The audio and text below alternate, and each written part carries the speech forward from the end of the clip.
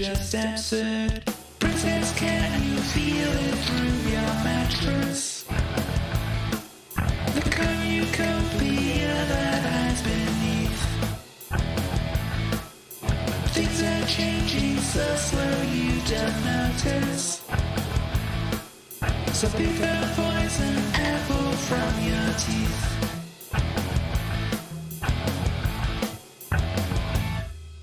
The spinning wheel I've been so long has poisoned my mind all along. Instead of gold, now I see the face of my worst enemy. And who is this? Who could it be? The wicked queen inside of me. Princess, can you feel it through your mattress? The cornucopia that hides beneath. Things are changing so slow you don't notice. So pick the poison apple from your teeth.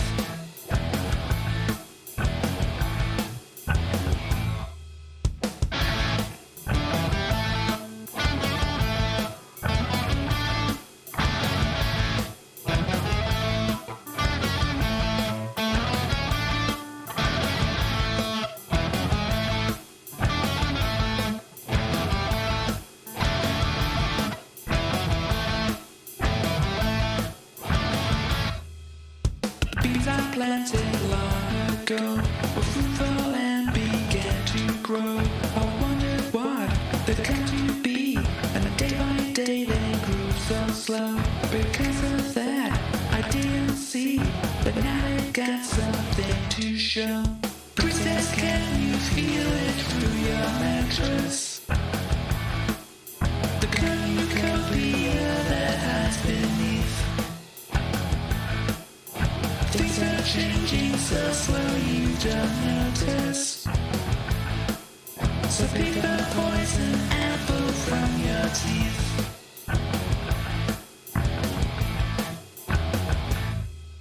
Hello everybody. I hope you're having a good day and such like that. Oh, meowdy in the chat there to Starly. I hope the head in the background isn't quite as creepy. I decided to, instead of just seeing the boxes back there, you could see like something a little more interesting, but it might look a little bit more creepy. Hang on, can we move that? There. They're going to talk to Tracy a bit over here. To free up the background a little bit, I don't know. But hello everybody. I am slightly out of sorts at the moment, but that's okay. I currently have, I won't call it my breakfast.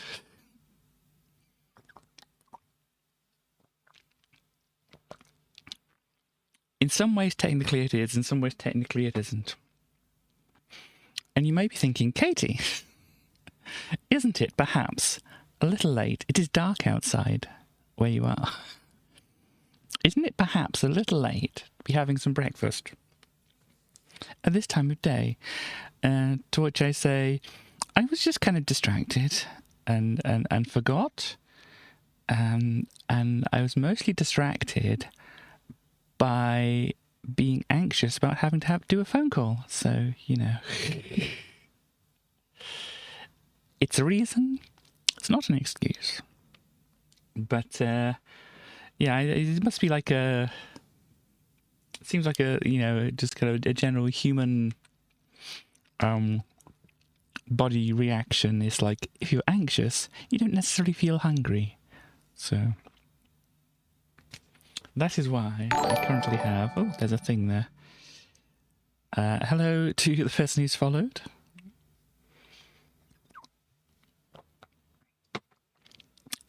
Maybe it was all the talk about anxiety.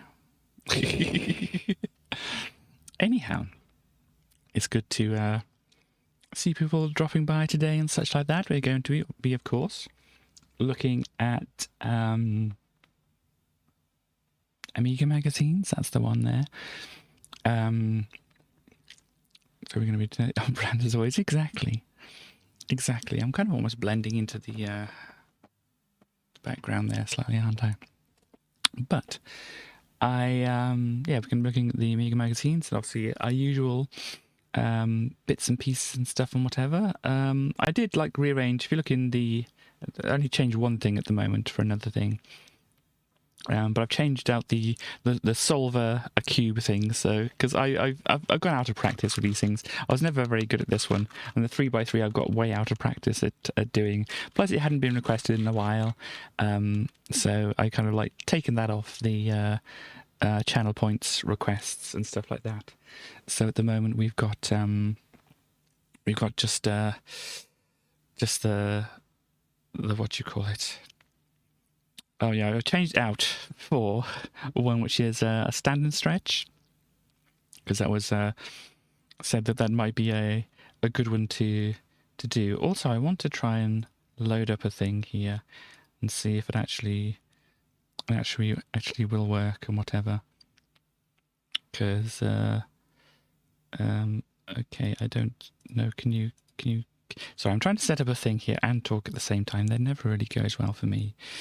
But I just wanted to just kind of mess around with a thing, and I don't know if I'm going to be able to do it well enough at the moment.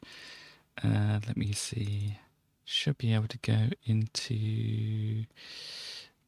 gosh, where is it?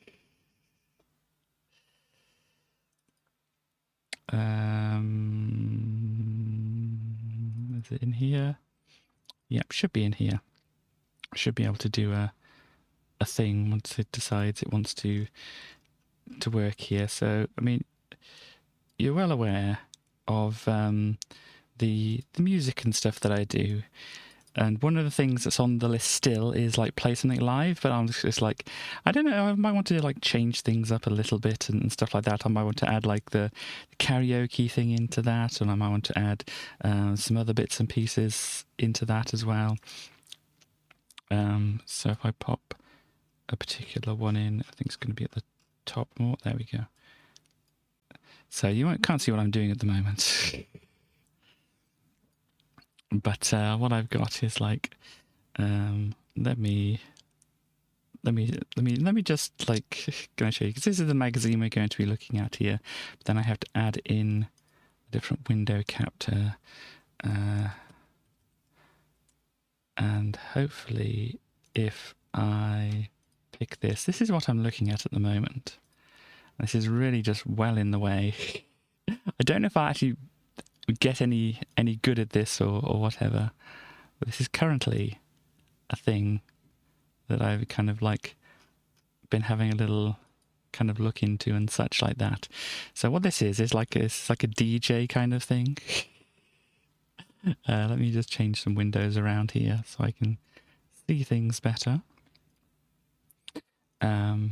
But yeah, as I said, I've only just been starting to play around with this, and it's probably not going to get very many musical results, but you can push like certain things, like if you push, what's it, this one? There we go. This is one of my songs. I don't know how well these are going to go together and whatever, but we can just like play that one. We've got a little crossfader here. Let's put that back there. Can I stop it? The click on this doesn't seem to be working quite as well as it could be. But then I've got my other one, one of the ones from my new album here set up. And so if I just like push some random things, it's slowed down to this other track here. So if we like center that one, so that's, you can kind of like do things like that. Or if the click works, it's been behaving relatively well up until now, but apparently the mouse is having problems again. But yeah, you can go to different things and stuff like that, and you can also do like loops and stuff. So if you actually play it,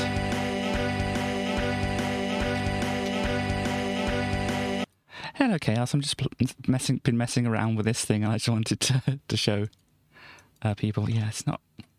Is this? It's just being a bit weird at the moment, I think. No, this is. Yeah. So maybe once I figured things out. If I unplug the mouse, maybe, and plug it back in, maybe that'll make it.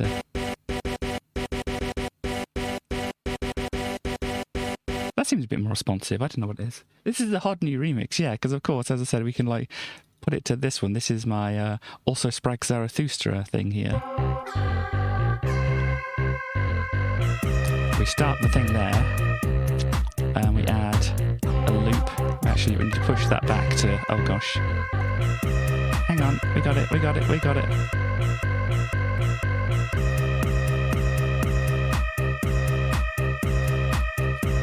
Yeah, the clicking is still not quite working. So that's kind of annoying, just doing that one note over and over. So let's stretch it. Yeah, let's kind of move it over. Can we click, please? Thank you. There we go. That's a nicer loop. So then we can drop this other one in.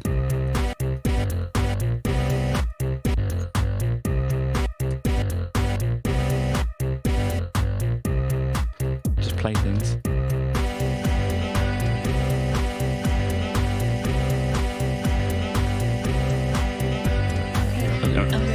Of course, you can hear they're kind of clashing, so I can take out bits of the music.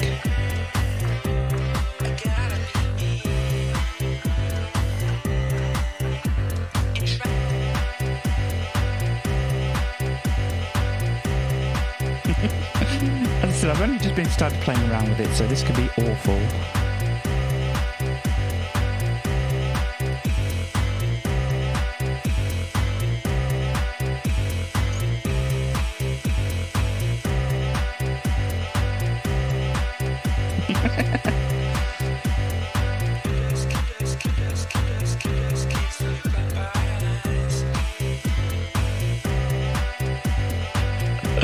Anyhow, gosh, can we stop this, please? Can we stop this?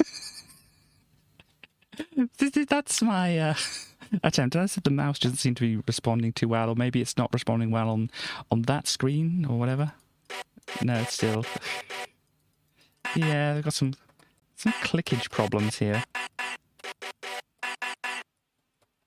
It's even, yeah, it was working well enough. It's maybe like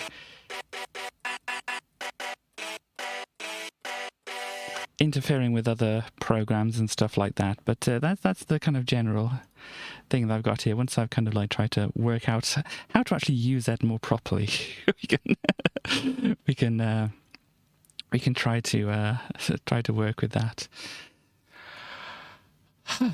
But yeah, that's just generally it. So as I was kind of thinking of like changing things up, moving things around, all that kind of thing, just to keep things fresh, and also, you know, bring in some newer things, which might be more interesting for people to spend their kitty toe beans on.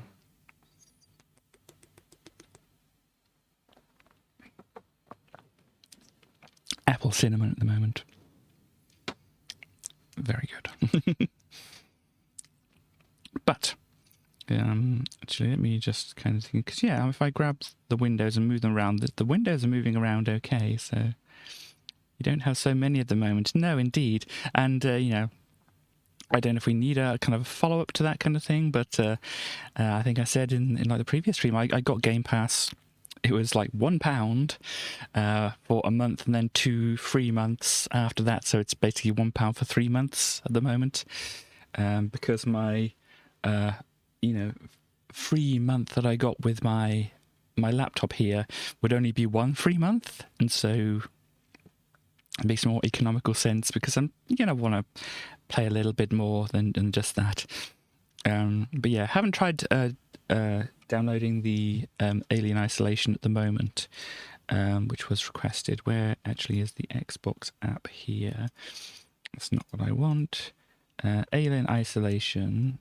If it wants to load up, it shows how much. It's 34 gigs, so not too bad. I did download a game yesterday, which is about 100 gigs, which other people might know.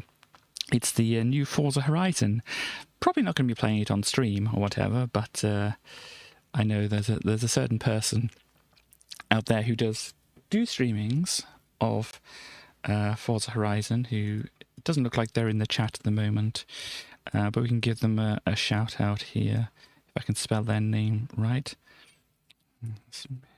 There we go. So Stars Transmission does Forza things and stuff like that, and should be looking at the new Forza be tomorrow if she's up to doing streaming. They're just collecting West. Cool. Oh yes, West. I don't need to. I don't need to say on stream, do I? But that's good. Anyhow. Anyhow. I mean, it's not like there's probably a lot of people watching anyway, but I hope they had fun. So, what are we doing? I think that's all the things I wanted to mention at the moment. That I'm just kind of like, I want to like rethink some of the stuff that's there. I swapped it for a stand and stretch because that was mentioned last time, and it seems like a good idea just to say, hey, Katie, you might have been sitting for a while.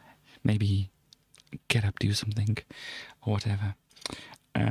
So yeah, we've got that, and then what we want to go do now is have a look about what we've got here. So we are going to be looking at the January 1994 issue of Amiga Format.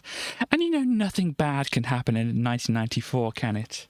1994 is going to be a great year, especially for the Amiga.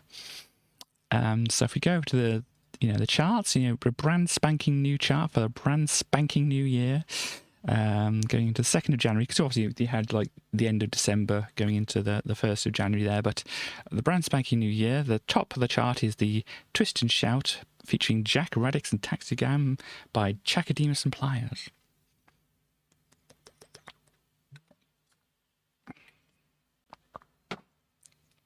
So let us see what else we have.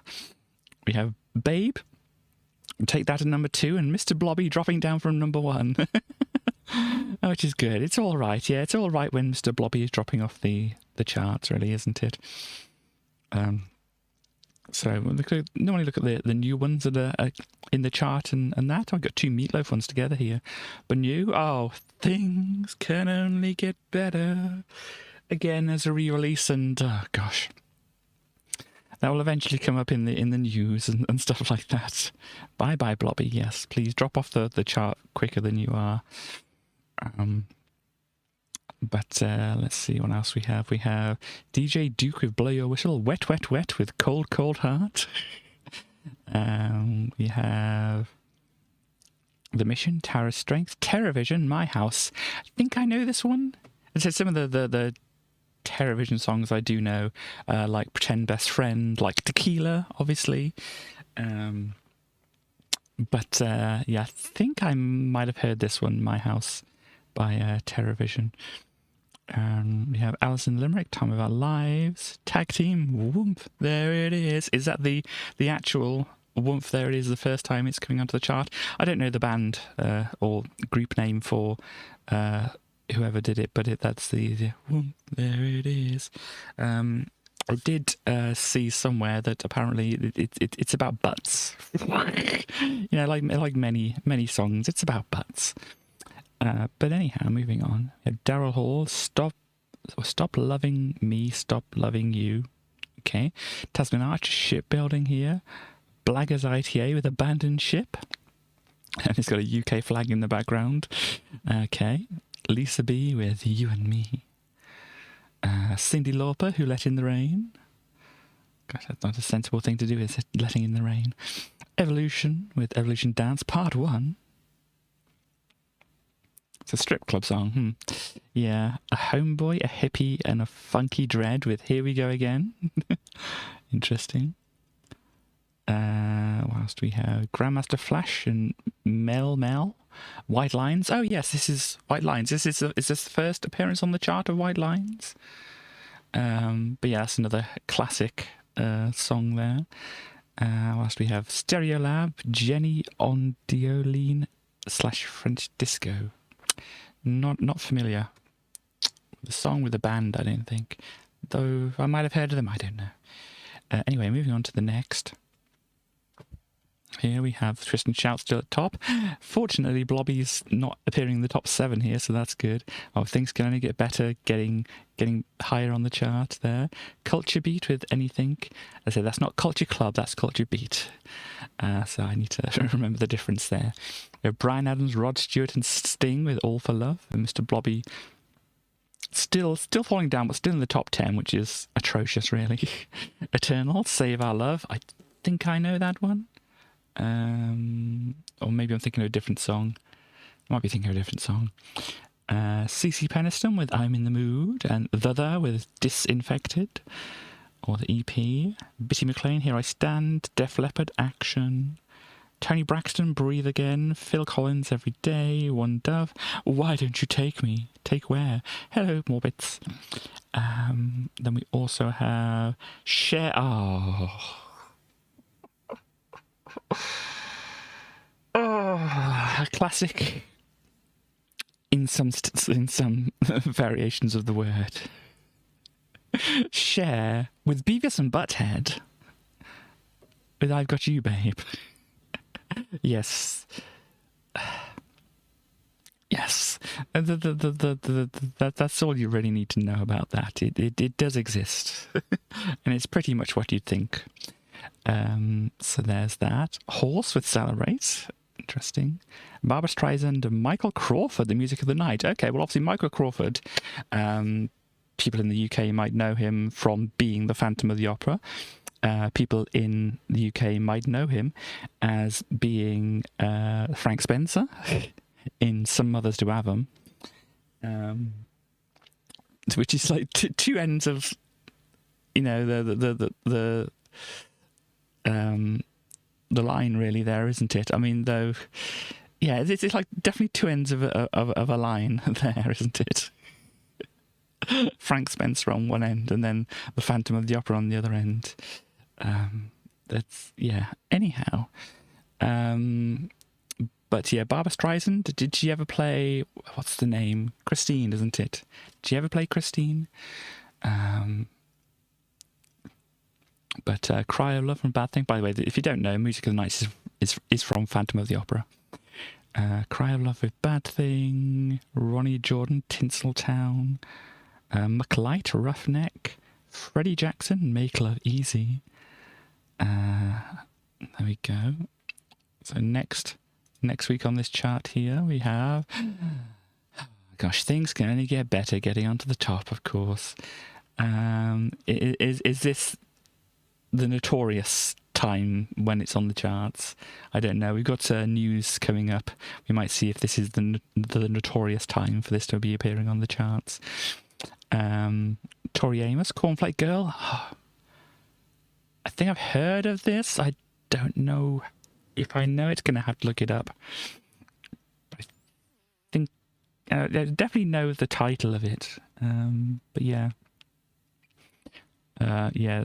These people, Whitney Houston, Something in Common, Depeche Mode, In Your Room, gosh, In Spiral Carpets, Saturn 5, Garth Brooks, Red Strokes / Ain't Going Down, Joe, I'm in Love, Lonely Clark and You, Soul Asylum, Black Gold. I'm thinking of the Tricky song. Is that called? No, it's Black Steel, isn't it? I'm thinking of the Tricky song called Black Steel. It's obviously not the same. Dr. Dre, Nothing But a G Thing, and Let Me Ride. See, I think people would know that. Re-release of Hyperactive by Thomas Dolby, another classic there as well, right next to the other one here. And then Domino, Ghetto Jam. Don't know that. If I heard it, maybe I'd know, but maybe I won't. Apollo 440, Astral America. I know that from, what's it, Stop the Rock? Stop the Rock, can't stop the rock. I know Apollo 440 from that, but yeah, they have another song here, Astral America. What else do we have? Kristen Hirsch with Your Ghost, Cold Cut, Autumn Leaves, RuPaul, of course, Supermodel, The Pogues, Once Upon a Time, And yeah, that's what we've got for new on the chart there. And then going, well, we can actually look at another week here, I think, when it loads. Are we loading? We're thinking about loading? We're thinking about loading. Oh dear. Open a new tab. You're going to load now? Interesting. I still have internet connection, I think. It's, oh no, here we go. It's starting to work here now. So yeah, I can look at the next week after this as well. Yeah, Dream at the top. Enigma, Return to Innocence. Yeah, this is one of the, I said, another classic, especially a classic on, you know, these whole adverts, which is like 12 relaxing moods kind of things or whatever.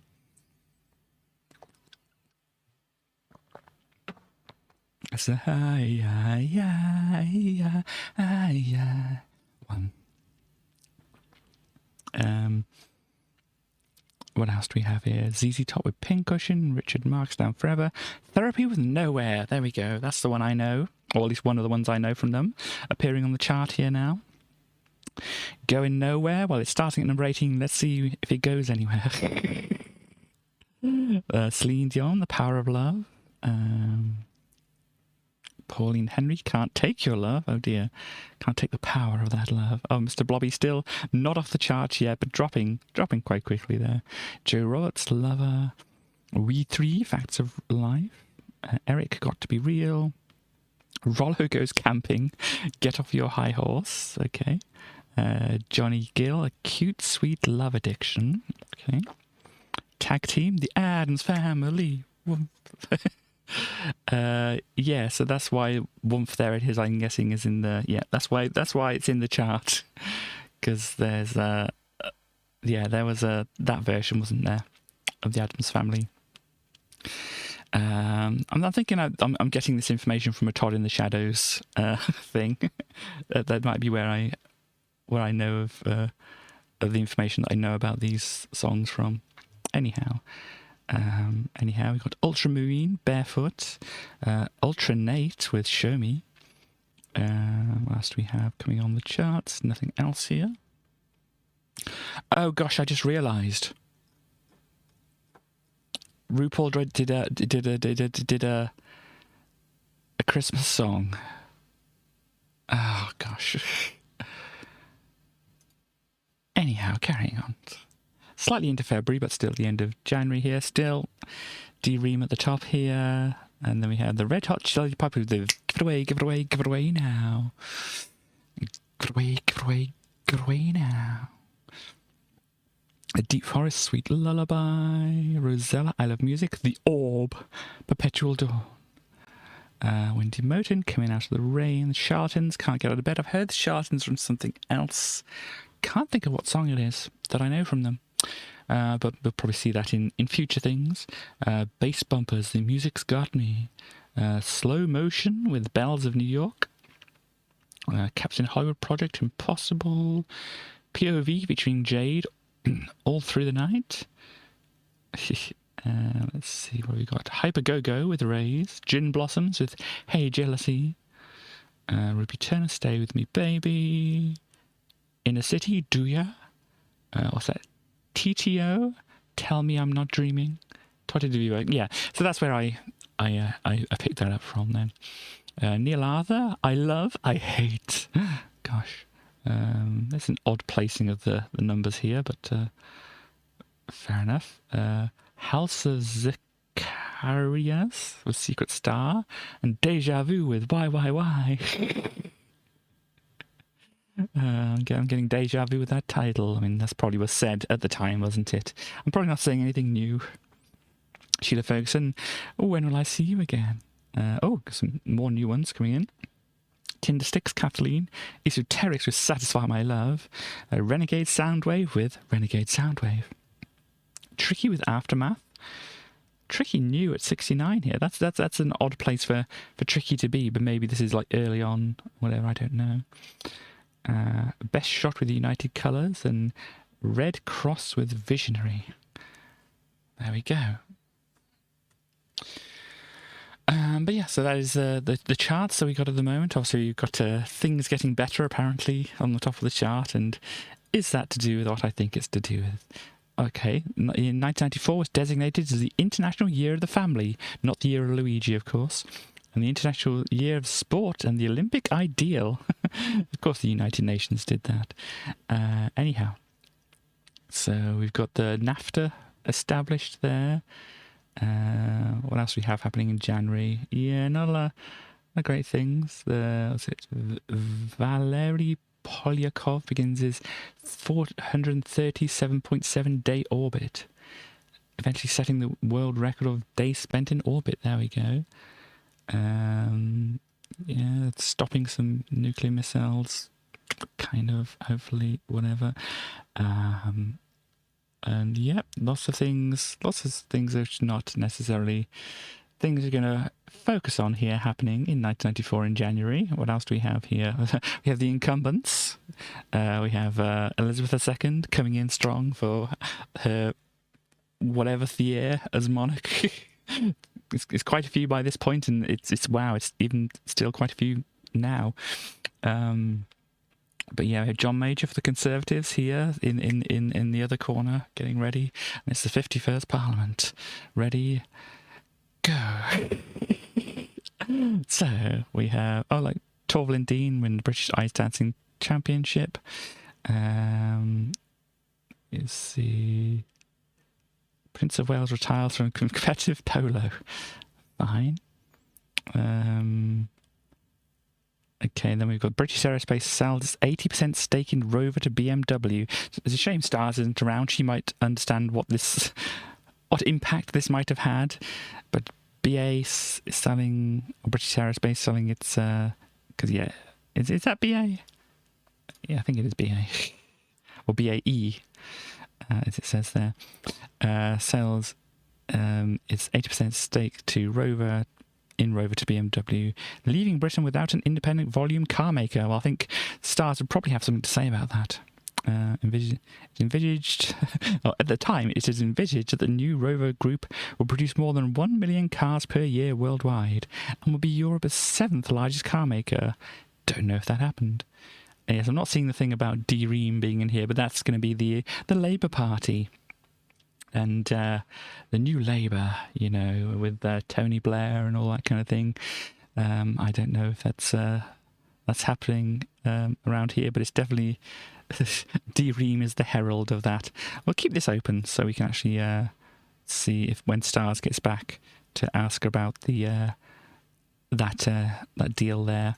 But in British television, in January, BBC Two airs the first Hootenanny. Well, we got that from the last year, so I suppose it kind of crosses over because it's a New Year's thing, so it does cross over into the 1st of January.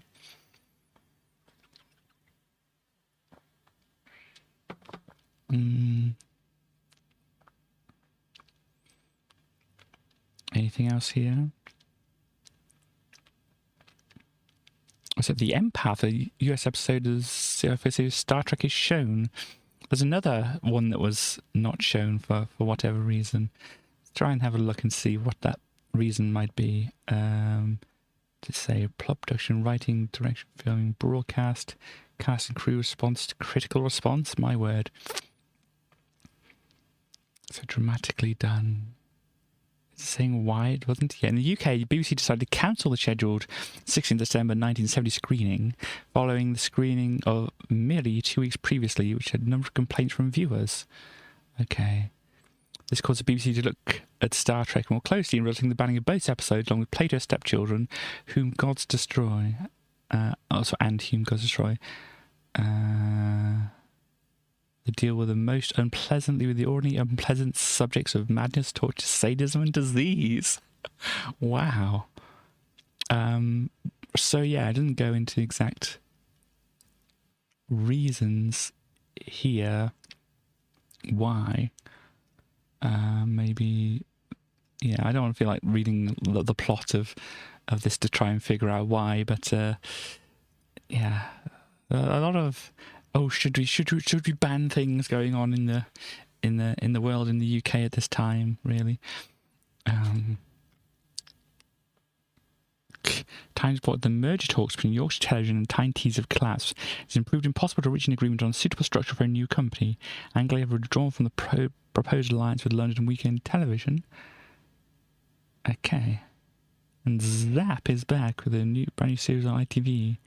The new character called Daisy Dares You, taking over the part of Tricky Dicky and Smarty Arties. Oh, Zap, that was that would have had Smarty Artie. That was Neil, what's his name? Buchanan. That's the one who went to do Art Attack.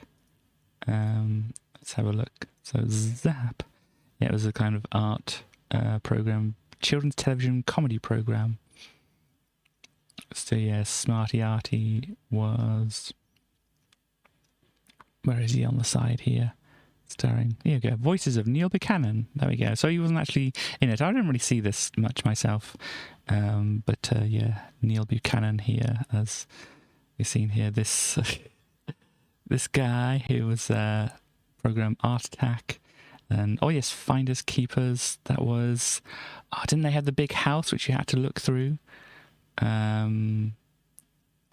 Yeah, Raid the Room, that's the one. They kind of built up kind of set houses which are, you know, had a bunch of stuff in it, and you had to like root through, all the kids had to root through the rooms to try to find out certain things to get prizes and stuff like that. It was, yeah, interesting.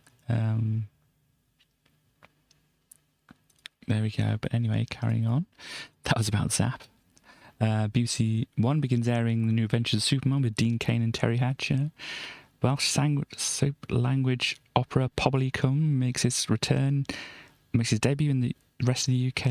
There you go. So Poblycwm that's like People of Wales, isn't it? What have you all been up to? I've been, as I said at the start of the stream, stressing about making a phone call today and stuff like that. The first edition of the archaeology series Time Team is broadcast. So yeah, Time Team, Tony Robinson, yeah, Mick Aston, Lorenz Lewis, Francis Pryor, Phil Harding, doing excavations of different places and things like that. But yeah, here we go. There's a bunch of the people. Yeah, Tony Robinson, Mick Aston, and Guy. I'm not going to try to pronounce the rest of his name there. And probably Tim Taylor, you'd know from, that's probably from like the Goodies and that. Is that right? Or is that not right? Or is it a completely separate person to that person? It seems like maybe he's a completely separate person to that person. You've been doing a lot of tidying and stopping a leak. Yeah, Sally's been busy being anxious about actual things to worry about. But yeah, so it's just like they go to like old places or whatever, and they'd like unearth stuff and just present it on TV, and it was a good thing. So let's have a look here. If this is a good one, Whom Gods Destroy. Yeah, it's shown for the first time. There we go. So yes, another one. Okay, yeah, we're not gonna look at that one there. I have no idea. Something about UK Gold here as well. In American, oh no, we actually want to look at down here, don't we? Debuts and things like that. So let's go down here. January up to here. So we've got Smokescreen, All Quiet on the Preston Front. Oh dear. Eek the Cat. Extravagant, indeed. Superman, of course, and whatever else. What else do we have? Oh, it's split up by different things here. So we've got Budgie, the little helicopter, written by the Duchess of York, right? Yeah, Sarah Ferguson. 99-1. Oh, Leslie Grantham. Yeah, it was a thriller series. I vaguely remember something about that. Do It Yourself, Mr. Bean. And the Hammer and whatever, yeah. What we got there? In January, in my PD Blue Time Team, Don't Forget Your Toothbrush. That was a Chris Evans thing. Oh, but that's going into February. So, but yeah, that was the Chris Evans thing. After he did, or is it still during the time when he's doing The Big Breakfast? It might be after. But yeah, there's a bunch of things here. Oh, look, Men Behaving Badly went from ITV to BBC One. I didn't realise that that had happened. I always imagined it being on BBC One, but apparently it changed to ITV, and Inspector Gadget's moves as well. Rocko's Modern Life going from Nickelodeon to Channel 4. A new version of Rainbow. Okay, so I don't know, because obviously I know, was it Jeffrey, George, Bungle, and Zippy. I don't know if... here we go. Zippy and George. Here, if you don't know who Zippy and George are these two characters. Okay, so Jeffrey Hayes. Yeah, I obviously remember Jeffrey Hayes, but there was David Cook as well, who, yeah, I don't remember. But yeah, Jeffrey and the Zippy, loud and domineering, but usually very funny, albeit not to the other characters in the show. Ah dear, so voiced by Peter Hawkins, operated by Violet Philpott, later voiced by Roy Skelton. So there we go. Both were also well known for voicing Daleks and Cybermen. There we go. George by Roy Skelton as well. And talked a bit like this or something like that, didn't he? Or she? No, he. There we go. I'm never quite sure with George. Anyhow, Bungle. There you go. Yeah, the big bear. Was I getting the name wrong? Oh, no, I was getting the name wrong. Jeffrey. Yeah. Got confused. Anyhow, Bungle, also known as Bungle Bonds, particularly by Zippy, a brown furry bear, indeed. And here's John Leeson, Stanley Bates, and yeah, a bunch of people here. Oh, of course, Rod, Jane, and Freddie. And then, well, they debuted. They were Rod, Jane, and Matt. Matt being Matthew Corbett from The Sooty Show. Okay, yeah, I didn't see it when Matthew Corbett was part of it, but yeah, Matthew Corbett was obviously following on from his father on The Sooty Show. Yeah. Matt was replaced by Roger before Freddie took over. Okay. A lot happening here. Yeah, Sunshine and Mooney, don't remember. Well, or probably the original stars, but soon became little more than foils to Zippy, because of course everybody liked Zippy. A bunch of other characters and things like this. And yeah, you might have seen them from this Christmas tape they made with the twangers and stuff like that. But yeah. What else do we have going on here? Ending this year. Good that one of those was ending this year. Birth, yeah, death. We don't want to have a look at all that kind of stuff. Let's move on. American television, what have we got here? Animaniacs. Snapped up for broadcasting in Ireland. Okay, so yeah. Okay, stand-up comedian George Carlin gets his very own TV show on Fox. Okay, because I remember some of his stuff was from on HBO, wasn't it? Because that was the only place that really let him do what he wanted to do, and that was, I think, back in was it the 60s or 70s? And there's a whole thing about censorship, and he was one of the people trying to push for, less censorship and whatever.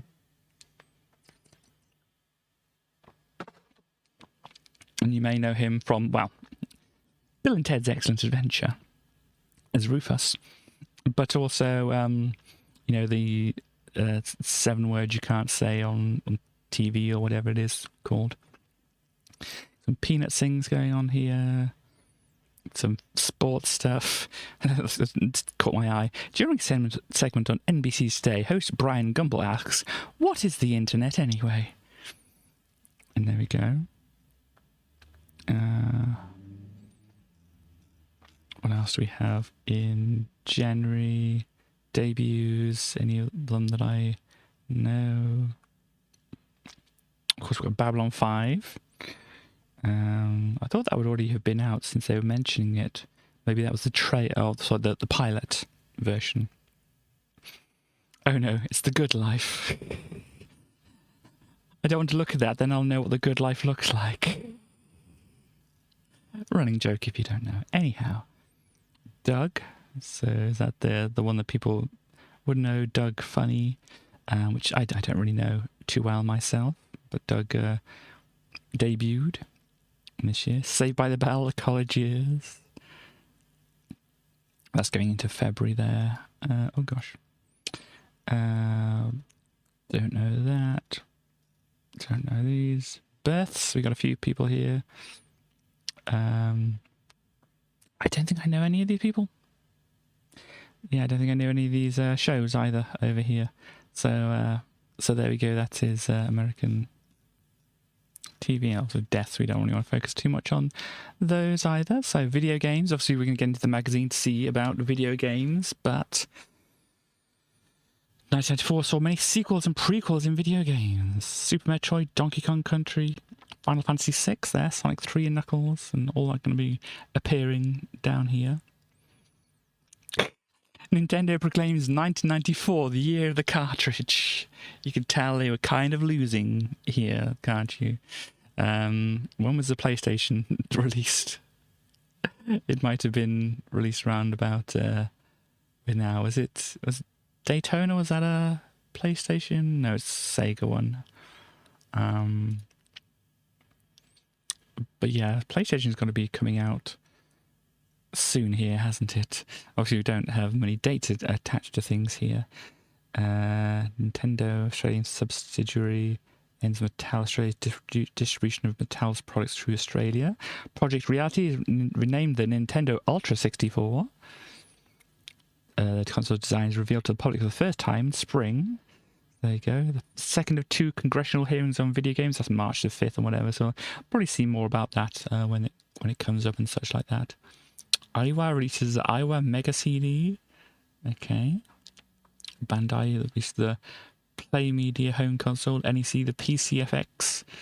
I think that's one that's slightly better known. So Sega, it's the Sega TV channel in America. Sega 32X add-on. There, and then the Nomad, which is the handheld, yes. Portable Sega Genesis, and the Saturn as well, coming out. SNK is the Neo Geo CD. Sony releases the PlayStation, so there we go. And that's in December, though, of this year, so the whole year goes by. The year of the cartridge, as Nintendo proclaims it, goes by, and right at the end, Sony goes, boom, CDs now. Now we're doing CDs. And Super Game Boy for the Super NES, yep. And Atari Corporation discontinues the Lynx. So there. Poor Lynx. It was an interesting idea with the whole reversible thing, but didn't do much other else than being just basically like a color version of the Game Boy. Game of the Year, one for these ones here. Highest grossing games coming in here. Do we have month by month here at all? Because if we don't have month by month, there's not going to be much to look at here, is it? Okay, so HMV charts apparently have Sensible Soccer on the Mega Drive being like the top thing here. There might not be much to look at. I might need to find something else instead. But yeah, rentals, got January Tecmo Super Bowl, Aladdin, Eternal Champions, and Sonic CD appearing here. January, here for notable releases, Mega Man X. Oh, you do have some dates with some things here. New companies, Neversoft, defunct. Oh no. Oh no. And Trade West, who's Trade West? It's publisher of Battletoads and Double Dragons in North America.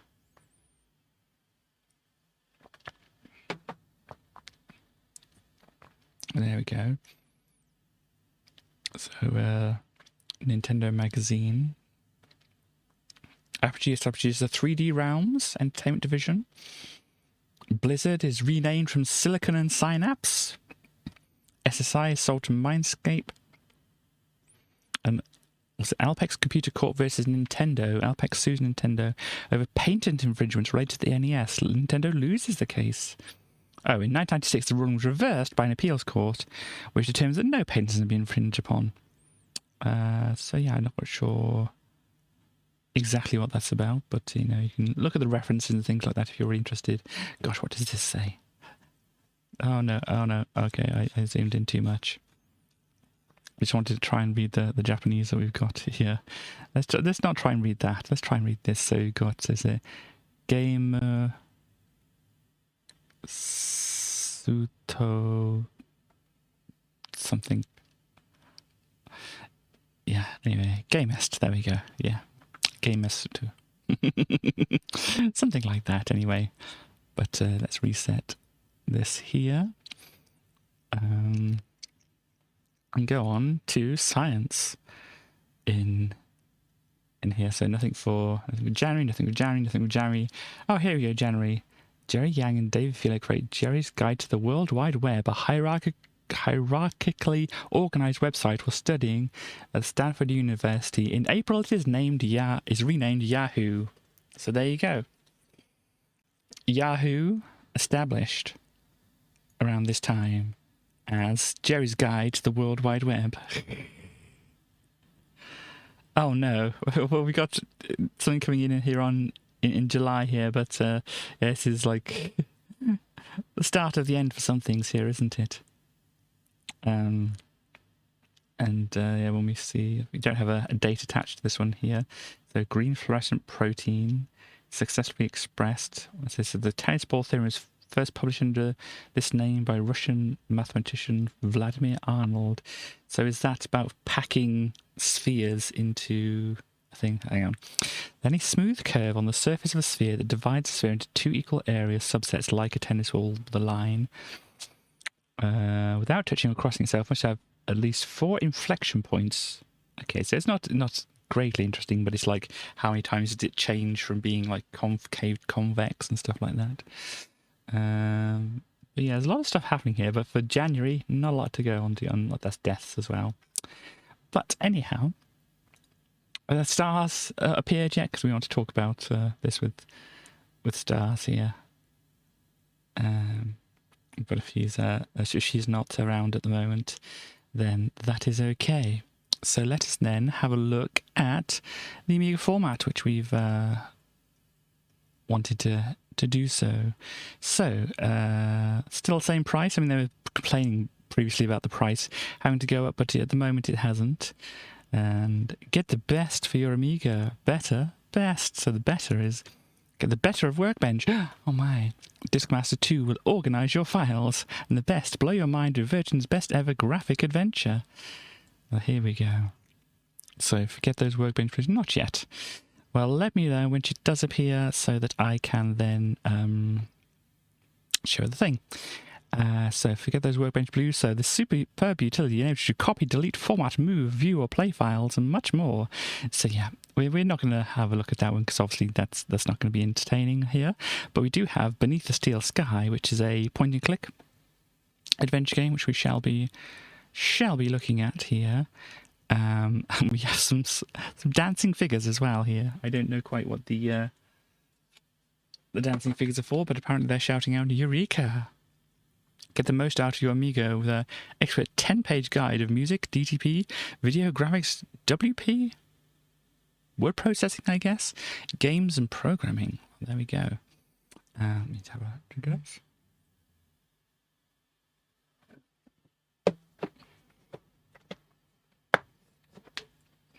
Oops. So let me carry on here. We have Zool 2 going to be appearing in here. Hopefully we can get West back as well to look at Zool 2, because I know West is very invested in Zool. Jurassic Park. This is very interesting. I don't know if we saw this before, but this is a very good picture here. I think they're they're going to just smash through here, aren't they? I mean, you'd think that they they wouldn't think, if they were looking at this, oh, I'm just going to walk straight through it, I can smash that. They'd probably just walk around it, but anyhow. There we have that. Oh, we got a bit of a zoom out here. This time of the year, let's zoom into that to see it a bit better. At this time of year, we always welcome new Amiga users, so if you've got an Amiga for Christmas, check out below what's in this packed issue to help you get the most from your new machine. Let's go out again here. Zool. Why is Zool in black and white here? He's back, and this time he's brought his girlfriend. Oh, in the next 10 minutes, okay. Does Zool 2 rule, or does this Alien Ninja sequel suck? Well, the original wasn't all that hot. I tried to play a bit of 2 and I wasn't getting along with it so well. So yeah, oh gosh, we got some definitely different sized pages here. We have Mangadacious. You would have thought they could have come up with a better word here, but no, Mangadacious. Where we have Retribution in Crying Freeman. Callous Killing and Naked Destiny. The 108 dragons come under a murderous attack from a gang of political mercenaries. Oh no. And the doomed megalopolis. Disaster plagues construction work carried out to reconstruct Tokyo after the Great Kanto earthquake of 1923. Oh my gosh, the blockages occurring in the seams of dragon ore, a life force existing within the earth. Can't mess with the dragon ore. But yeah, you got the Disc Master thing, which is going to be like, really not worth looking at. Oh, it's Super Jam. There we go. So last issue, you can, if you want to run Super Jam with low memory, you can do all this kind of thing here. Oh gosh, here we go. Yep, some stuff for this disc thing. It's not going to be fantastically interesting. Oh yeah, of course, the January issue is slightly further back. This probably would have been released more in December and whatever. So they have a Merry Xmas on here.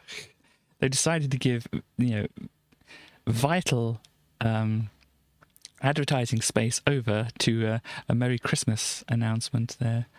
What do we have? NOP will not work on A500 plus A600 or A1200. No 12 will not work on the A1200. 1 meg requires at least 1 meg of RAM to run, and star is a new item. Here we go. They still have Zool on here. Zool is still obviously a hot seller. Still Elite is still a hot seller. That's surprising that it's hung on quite as long as it has. Lemmings still hanging on. Well, Lemmings 2 is on their adverts here. And that's really what you can have charts and things like this and whatever, but it's the ones that kind of cling on like Lemmings. I think they're obviously still making enough sales of Lemmings that they're just like, yep, we're gonna keep this around. So there we go with that. Amiga 600 Lemmings pack. Look, the CD32. Save £14. Do we have the price here anyway? Because you got the prices next to these, but then it's like, where are the prices? And the Christmas consoles, or genuine UK versions. You got your Mega Drive, your Game Gear, Super NES, and stuff like that around here. But anyway, moving down, we will be able to look at this Beneath the Steel Sky, and apparently you can win signed copies of The Watchmen and Beneath the Steel Sky game. Virgin Interactive offering 5 lucky winners the chance to get their mitts on signed copies of The Watchmen, Dave Gibbons' gripping graphic novel, and Beneath the Steel Sky game. Okay, all you do is answer 3 questions here. How does Foster's robot companion Joey get destroyed? Gosh, is that in the game? What was the name of the helmeted law enforcer in 2000 AD? And what does Hobbins say when Foster tries to open the cupboard door in the coverdisks demo? Okay, there we go. So we've got to play the demo to find out. So how is the robot destroyed? And what does Hobbins say when Foster tries to open the door? Well, we can see if we get there or not, but we'll have to pop over to it. I don't even have it set up. Hold on a moment, everybody. I'll try and make sure this is actually working properly before going over, because I have had some problems in the past with not quite setting things up properly. Yeah, it looks like it's working reasonably well at the moment. Of course, we come in on a completely black screen, but No, I don't need my controller. I forgot about that. I don't need the controller for this. But here we go. Oh gosh, I've got to fast forward. Here we go. Got a bit of atmosphere and stuff going on here. So I'll try to read things out properly. So this person's gone all the way to the top and there's somebody appearing down below. There's somebody else appearing.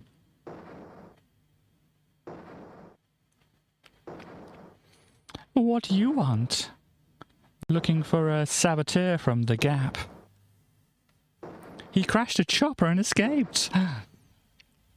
Sounds dangerous to me. Don't worry, he's not going anywhere. We've cut power to the elevator. Or maybe with the character. And the crash has blocked the walkway. What if he comes in here? You'll be fine. We've posted guards. And Reich wants to hunt him down personally. Reich, this guy must be important. Yeah, we got orders direct from Link. Take him alive before he does any more damage. Best of luck to you. These guys are out to get me, but why? You crashed apparently into their place. They already destroyed my home and my people. Oh, okay, well, there's some backstory here. Well, Reich, whoever you are, it's retribution time. Gosh, we're getting retribution. Got to be clever, play them at their own game. First thing is to get Joey running again. Okay, I don't know who Joey is, but let's have a look. Got a little bit of graphical glitching, but hopefully it's not too bad. Let's go to the door. Doesn't look as if it's ever used. Okay, can we right-click it? Shut tight. Just while there isn't a fire. Okay. Well, oh, what's this? Stairs here. Got this person down here, which I can't click on. I don't know there's much place for me to go here. Let me just... Which one's my save button? Is that my save? That's my save, I think. I think we're lucky. I pushed my save button. Yep, that was my save button. That's good. Well, let's go down the stairs. Nothing bad could possibly happen, could it? Those stairs don't look safe to me. Oh. Okay, so we're not going down the stairs. Oh, we are going down the stairs. But apparently they don't look safe. Oh, we're getting shot. Thank you for playing Tenacious Guy. I thought they were not supposed to shoot me. I thought they were supposed to capture me. Anyhow, so that's not the way to go. Anything at all you can do with the door? Shut tight. Do we have like an inventory? Can we eye for inventory? Space for anything? No. Climb up here. Oh no, if we go near the top, we've got something here. We have Joey. Circuit board, okay. Circuits on board contain Joey's unique personality. Okay. Let's just look through things. So all we have is a circuit board for Joey. And,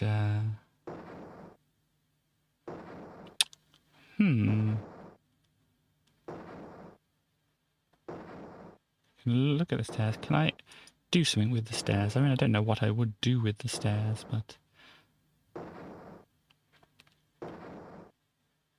No, you're walking down the stairs. Why are you walking down the stairs? You're going to get shot again. Yeah. So. If anybody has any ideas, please let me know. I mean, there's not a lot, I think, that I will be able to do here. I mean, this person doesn't come up with anything that it says I can do. Maybe there's some instructions I'm missing. Let me just kind of go back over here. We can have a look and see what we have.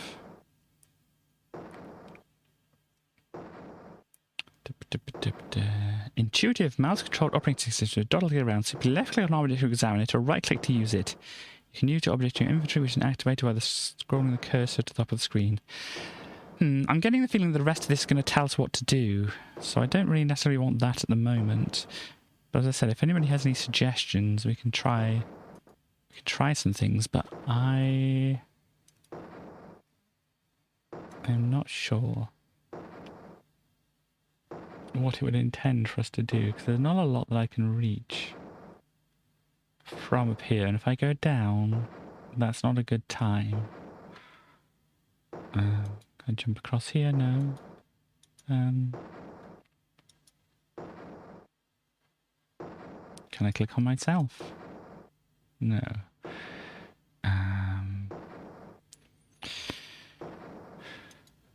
Circles the board contain Joey's personality. Cool. Can I, like, drag it? No. I can select it, I think. And then I can do things with it. Can I use it on the door? I was thinking the same thing too, really. Obviously, I didn't see how it would actually help, but you know, that's not how you do it. I think if you right-click it, yeah, if you right-click it, you can use things. Door, indeed, but I don't know how myself. Throw it down here.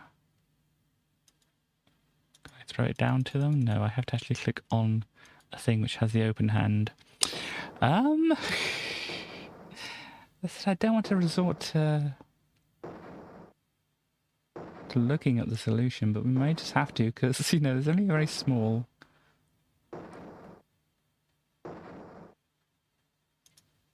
amount of things. Can I do anything with the stairs? Here we go. Throw Joey down the stairs. It's the best idea I have. Nope. Okay. Can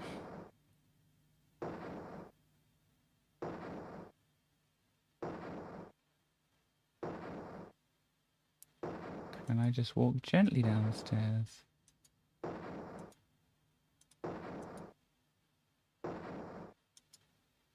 I mean, they're looking off in that direction.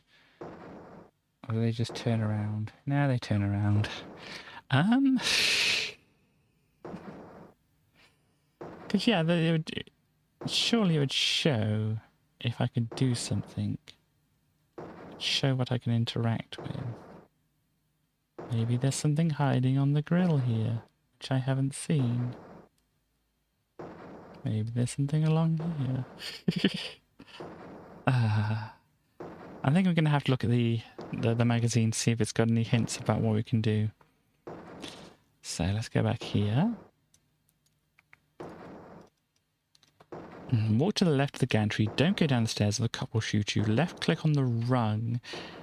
Now right click and Foster pulls it free. There's a rung.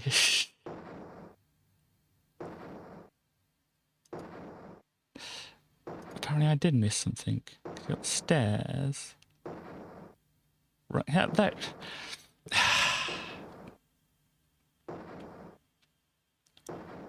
Where is it? I can't even identify what it is. Apparently it's this here.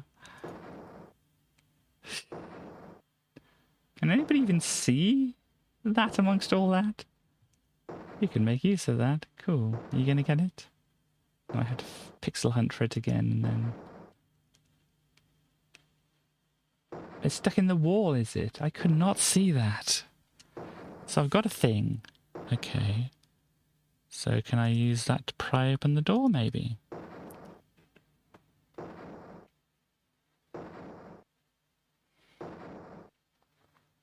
Here we go.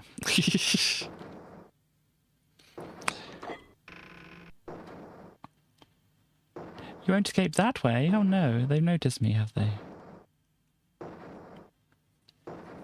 They're coming up the stairs. Very slowly. And we're doing loading.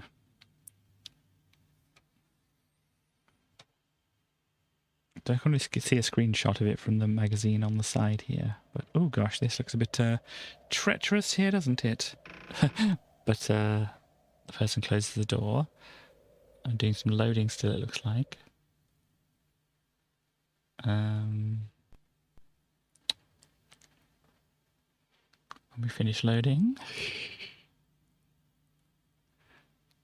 we'll get there. Okay. They can kick the door open. Loading in the outside again. Ah, dear.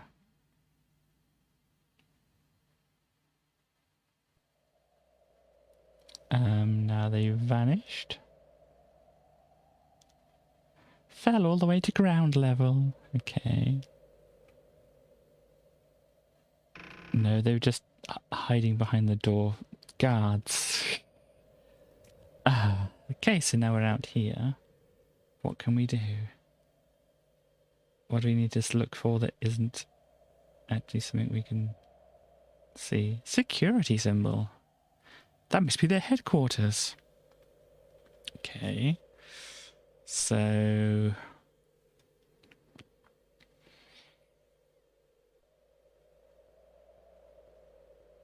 we still have the pipe and we still... or the metal bar, and we still have the circuit board here. This is the door, which we probably don't want to go back through. Yeah, I can't right-click on that and make things happen. Can I select the bar and then select the sign? Yeah, it's like, I don't know what to do. I don't know what to do either. Can we just go back through the door? Maybe. Maybe they've gone. You know, maybe they're not there now.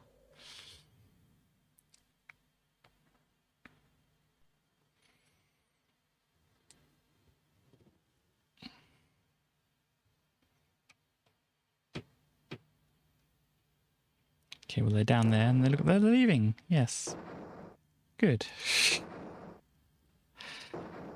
We very slowly make our way down.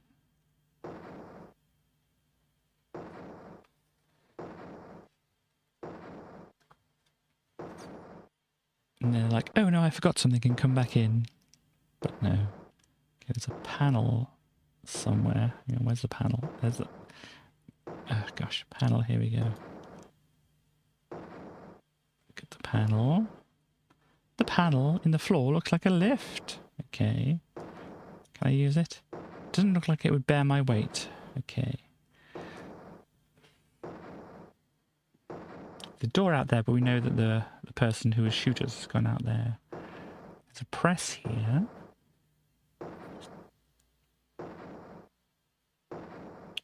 It's wheezing and banging. Okay. Like an asthmatic dinosaur in the mating season. Ah. Gosh, you thought my puns were bad. I'm not putting my hand anywhere near there. Okay. Let me see. Can I grab the metal bar and pop it in the press, maybe? No. Not for any reason. But, you know, you got to try things in these games, haven't you? Guess I'm going this way, then.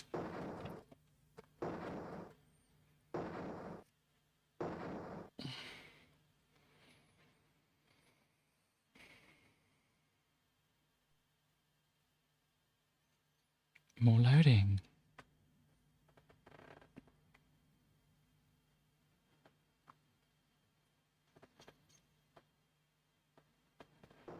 Okay, there's some kind of robot over here. Transporter. A transporter droid. I wonder if I could fix it. If Joey was here, he'd know what to do. Okay, can I put Joey inside the droid? Damn, it's an old model with incompatible ports. Just connect the ports together. That's all you have to do. But unfortunately, this is like USB-A and they've got USB-C, so it doesn't fit. Display panel.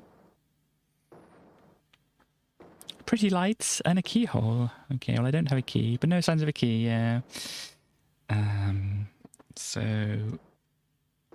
the lift, we're gonna have a look at that. elevator to the floor below. Okay. Don't know if I want to use it at the moment. There's another display panel over here. Bits of junk over here. Flashing lights like these can be hypnotic. Western Stars are back. Hello, Western Stars.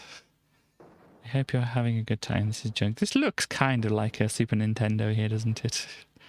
But junk, junk, junk, junk, junk. Can we have a look at the junk and maybe we can find some bits to make a Joey with? Discarded coffee machine. Okay. Whatever that was, it's beyond repair. Stars and I will be vanishing in 5 to 10 minutes. Okay. Well, I suppose it's a robot shell. Rusty, but it might work. Okay. Well, whilst we wait here, I can go back and show Stars, the thing that we were going to look at. So Stars, apparently on the 31st of January in 1994, British Aerospace sold 80% of its stake. Hello, West. Sold 80% of its stake in Rover to BMW, leaving Britain without an independent volume car maker. It's envisaged, at the time, it is envisaged that the new Rover Group will produce more than 1 million cars per year worldwide. It'll be Europe's 7th largest car maker. So, do you know anything about this, Stars, and how it might have gone? Did they produce more than 1 million cars per year worldwide and become Europe's 7th largest car maker? Did they make some good cars? Let's go back over to here. I hope you enjoyed your outing, West. And that's the wrong thing that I'm on at the moment. Where's the Amiga? Here we go. Okay. So we're playing a point and click, and we have a circuit board with our friend Joey. You don't know. That's okay. I mean, I thought there's a possibility you might, but... oh, gosh. That's cool. Is it the best shell you could find? Oh, no. Listen, we're in deep trouble. You've turned me into a vacuum cleaner. Oh, no. It's functional. Don't be ungrateful. Now, I don't know where we are, or why we were brought here, but I intend to get some answers. I've got a weird reading from my scanner. We're 120 meters above the ground. Hello, Destroyer. We've got to find a way down and keep out of the way of security. Okay, so Joey, does Joey follow us now? Yeah, Joey's following us. That's cool. Joey, we were interested in this transporter. Can you come across here and help? It doesn't appear to be anything wrong with it. Transporter. Okay, Joey, can you give us any information? What's our present location? Can you start that transporter? Any human activity nearby? That little shell suits you, Joey. Or what tools does that shell have? Or forget it. Well, let's ask about the transporter. Can you start that transporter? Do it yourself, Foster. Oh dear. I'm just a cleaning droid, remember. Well, Joey, you're looking to be helpful. Hey, come back here. What's our present location? It was 120 meters above... whatever. What does it matter? We've had it. Oh, Joey, please. What is this place? It's not worth explaining. You're too thick. Oh, dear. Any human activity nearby? How should I know? You have scanners. The shell sensors are useless, but they work to find out how high the building is. It might work. But it suits you, Joey. You look cute in that. Get lost, Foster. Oh, dear. It's awful. Find me a new one. Well, you can have the transport if you want. About that temporary shell, Joey. I mean, you can have this transporter if you want. I don't want to talk about it. Well, you know, I'm just offering you. I'll find you a new one, I promise. I should hope so. Marvellous. I get kidnapped. Nearly killed in a copter crash. Hunted by professional thugs. I'm stuck with a robot in a sulk. Okay, what tools does that shell have? Give us something useful here, Joey. What tools do you have on you? None of any use unless you're into housework. Well, it might be. We might need some of that. I've got an onboard buffing and polishing tool. Neat, we could possibly use that. And an extendable probe. Oh gosh. We've got to get out of this place. Kind of went off key really there, quite. Can't we just stay here? We don't belong here. Speak for yourself. I reckon I get to like it here. Well, okay, you do your cleaning duties then. Can you start the transporter? You're just going to say do it yourself? You don't give up, do you? Yeah, you could be in it and stop complaining. Have you found out what's wrong with it? No. You could possibly help. Being that you're the clever clogs here. Gosh. There's no obvious reason why it's not working. Okay. Well, since, you know, Joey's not being incredibly helpful, let's have a wander through here.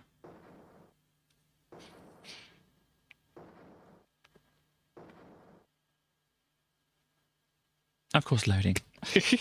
I forgot about the loading. To wait for the loading. Here we go. Oh, there's somebody in here. What do you want? Weren't you told? Routine inspection. Nobody told me. I'm too busy to show you around. Don't worry, I can show myself around. You won't even notice I'm here.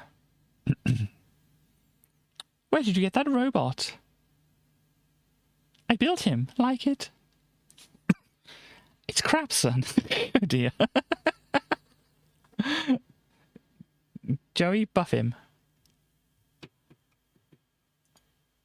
What's on the monitors? Can we click the monitors? Can we walk anywhere?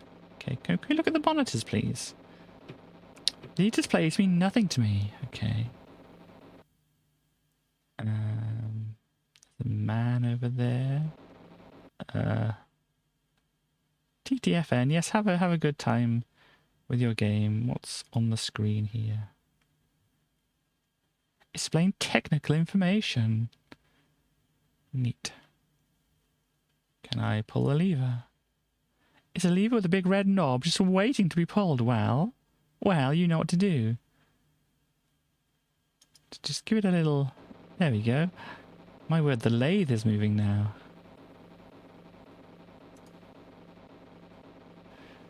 See, the man is not interested at all in what we're doing. We just started up your lathe. More impressive than the ones back home.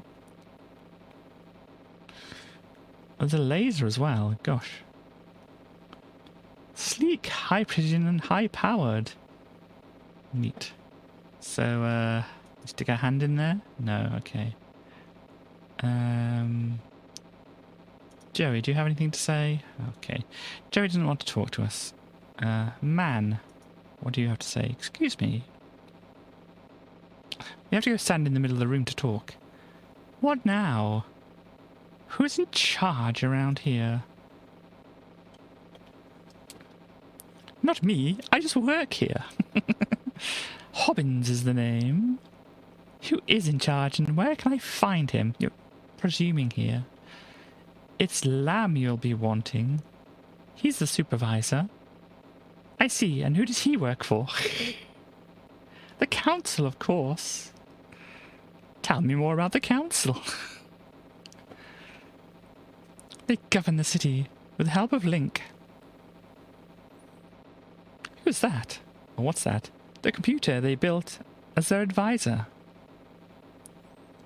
What was it like before Link? Where am I? Where did security want?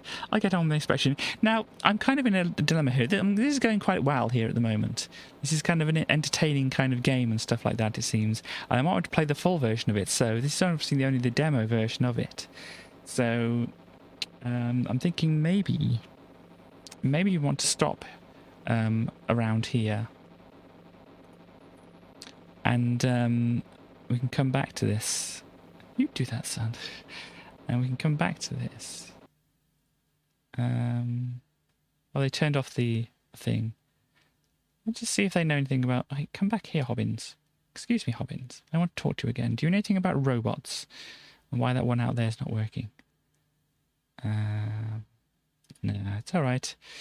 I don't think they know about that. I'll do that. let's have a poke around. We won't do too much. We'll try and have a poke around and see what we can find. But yeah, I said I don't want to play this too seriously at the moment because I might actually want to play it properly. Elevator to the floor below. Cool, get on it. Ooh. Here we go, Joey. Oh no. Hey, what you doing? I told you already, routine inspection. Well, keep off that lift. I can't hear myself think.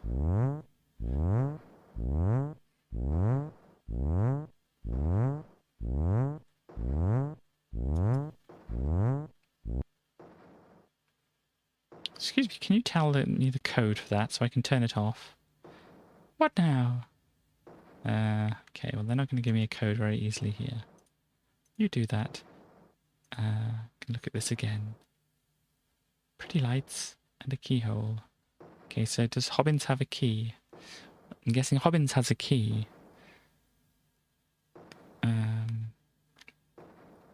I don't know. Well, yeah, as I said, we could kind of look into this a little bit more at some other time, but it's kind of like, it seems actually like something I'd want to play fully. So we might have to leave this now. Joey can talk to the big transporter robot here. And we can leave them having a bit of a chat. And then we can load up a different thing here. And there's a subscribe disk, of course, as well. And so if we just pop that in. Oh gosh, click the right things. Subscriber disk here. Okay. I don't know if there's anything very important on this subscriber disk or very interesting, but let us have a look anyway. Oh, yeah, it's not a fast forward actually on this version, is it? Pop this up here. We may or may not need that, but yeah, fonts, ViewTech, frog. I don't think frog is interesting. I think it's just a model of a frog, which might be interesting, but obviously we need to get the I think it's like an Imagine one, so we'd have to get that disk and then load it all up in that kind of thing. So there we go. GUI-ARC, it's an archiving thing, I think. Imagine FAQ, disk salvation thing, a DJP thing. What's the DJP? Let's click it and let it do what it needs to do here. And then look in the RAM disk and see. Oh, it's a printer thing. So yeah, none of the things on here are very interesting, I don't think. We can have a look and see if it shows a little screenshot of what's on there later on. But I think that's about that for the moment. So let's go back over here and have a continue to look through magazine. So yeah, it's showing some stuff of what we can do here. We can go and talk to the person and stand on the thing, but we don't want to get all the information here. So do we find out, how does Foster's robot companion Joey get destroyed? Oh gosh, well, either we knew about that or we didn't. What does Hobbins say when Foster tries to open the cupboard? There's a cupboard? Oh gosh, well there's a lot I'm missing here obviously. Anyhow, moving on. Look, CD32 bundle with 4 games. That's better than the CD-TV. Dangerous Streets. There's Oscar. No, that's Oscar. The Diggers part of this as well. Might be Diggers. Not sure what the rest of this is going to be, but let's have a look. Wing Commander, Oscar and Diggers, and Dangerous Streets. Commodore will always produce good, attractive-looking bundles, says David Pleasance. Of course David Pleasance would say that. He is, as it says, the company's UK managing director. We were under a lot of pressure to get the bundle into shops, and we launched it when we weren't really ready. This is your problem, Commodore, don't you? There wasn't much software to choose from to put in the package, but now there are plenty of games around, and we have the opportunity to choose the best. We also had time to put together a new sleeve for it, a really good looking full colour one. So basically the box looked like crap. It didn't have any games. And they rushed themselves. Commodore UK MD, David Pleasance predicts sales of more than 70,000 CD32s by Christmas. There we go. Dixon's also has the stock and stuff like here. We're happy with the way things are going, but we're not complacent. Our competitors seem to be reacting. Their sales are down. We expect to have shifted 70 to 75,000 CD232s by Christmas. Well, there we go. Well, this is an interesting looking coupon. They kind of like wasted a lot of space here. Craft. What's craft? It's a Black Legend deal for 20 quid. What's? I don't know. Microprose bite back. Let's see if there's anything important. Not actually focusing in on things. Drive. This new name. Manchester-based music software company Gadgets has announced it is changing name to Software Technology. Oh gosh. It used to have personality and now it's just Software Technology. Gadgets is a name which we've only used in the UK. Okay. Well.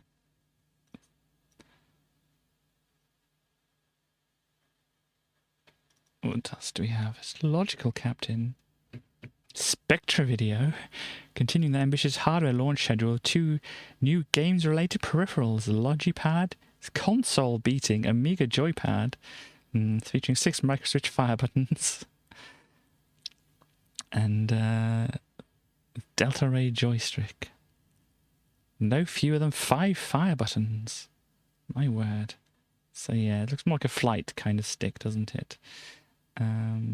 But yeah, I'm not sure about the colour scheme. It's part of me likes it and part of me is just like not sure about it. But here we go. World of Amiga dominates Fez. Okay. So the Future Entertainment Show. Apparently Amiga or Commodore did well.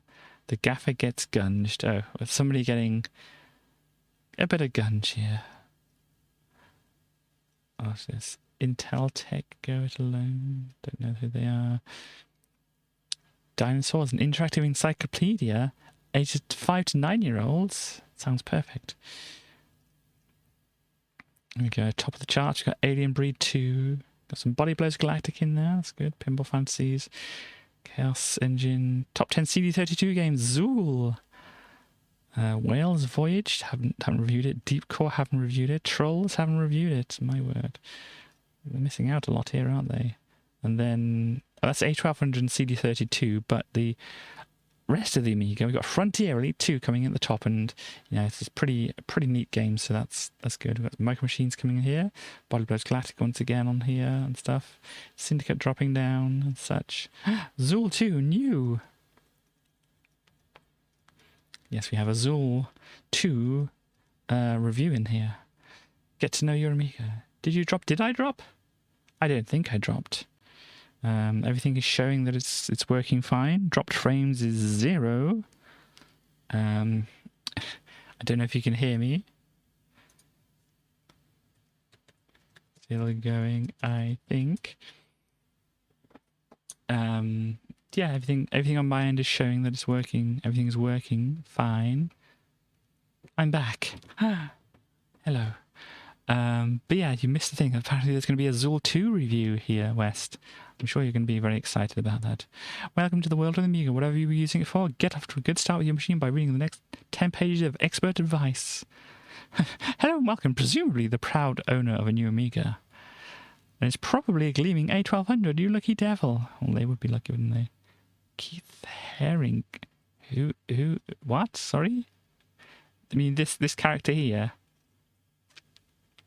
I don't know, I'm not familiar with the art style or such like that, but you probably didn't see what page are we on? 20. You go to the... Oops, no, I did something. I'm not supposed to do that. Apparently I clicked on OBS instead of this before I did that. But fortunately, I think we're still working here. We're still streaming. Everything's good. But yeah, they have them on the cover here. I don't know if they're based on anything in particular, but they are there.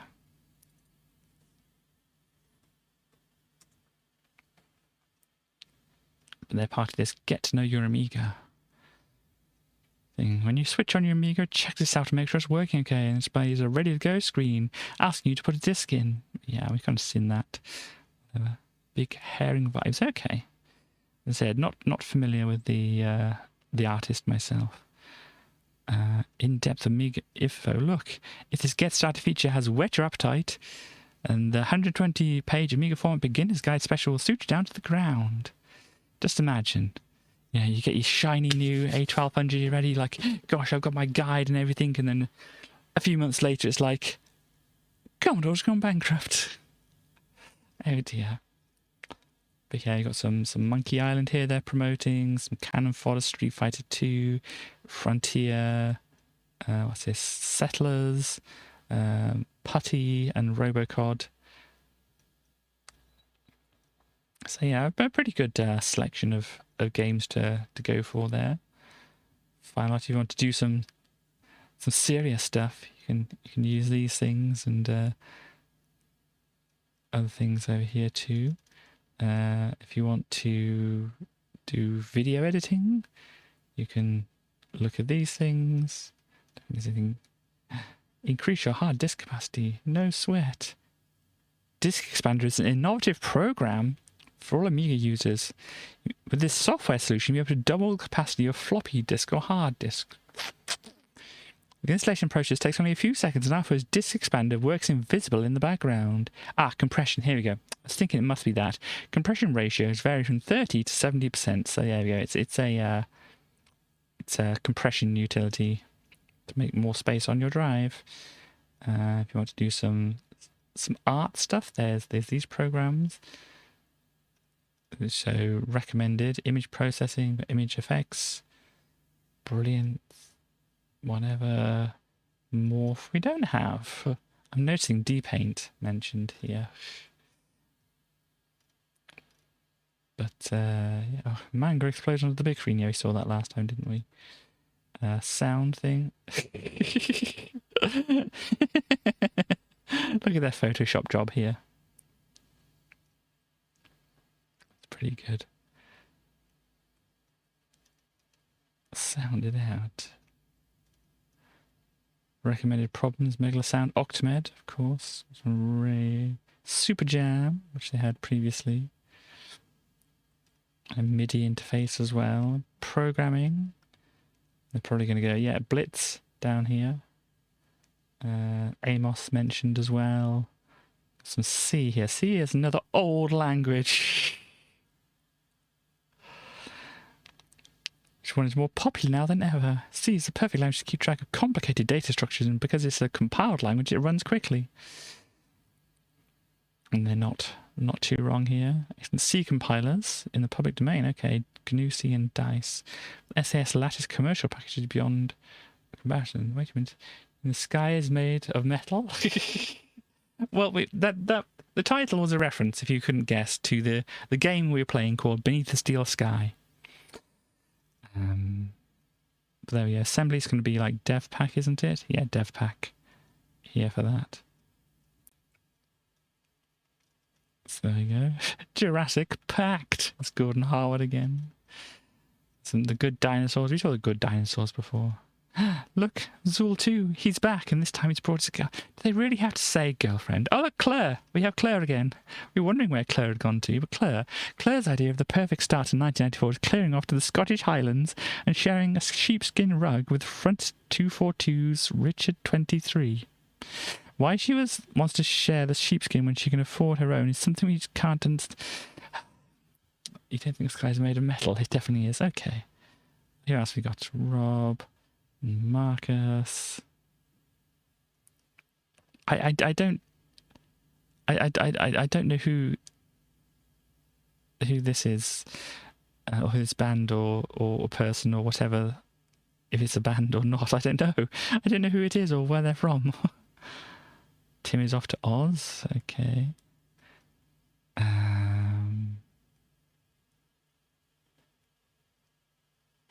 There's a fair chance I'll be giving up beer sometime in the next century. Okay. It's your band. Okay. Well, he must be very familiar with Claire here then. Anyway, coming attractions. From Pinky with love. Some pink creature here. Pinky's cute and he's terrified of everything, actually. But you can help him save this curly T-Rex from extinction. This is obviously not a screenshot from a game. I guess Millennium Interactive announced details of platforming superhero to rival the top fish agent, James Bond. Hailing from planet Purple, Pinky is an alien hero. It focuses attention on the imminent destruction of the universe and set out to defend the last of the dinosaur eggs. Okay. It's going to be a CD30. Oh, I think I'm on all Amiga formats, including CD32. They're going to have to actually work on the game because this is definitely not game screenshots here. Darkmere arrives at last. It's interesting scenery, whatever. Let's say what it is.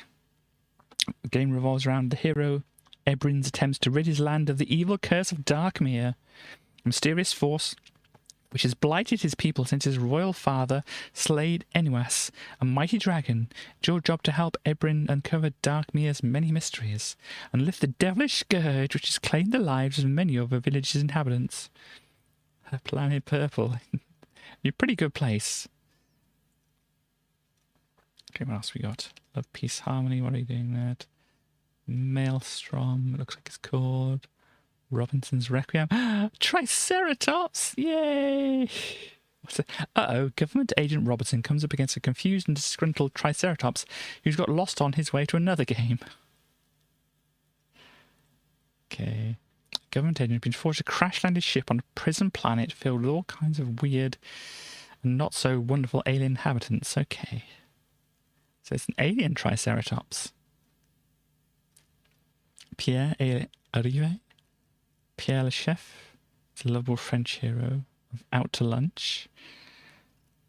What else do we have? Dungeon Master 2 and Ishar 3. What's happening here? Like, oh, you found us. Some more good faces down here. I think we saw some of these faces before, but they're very... as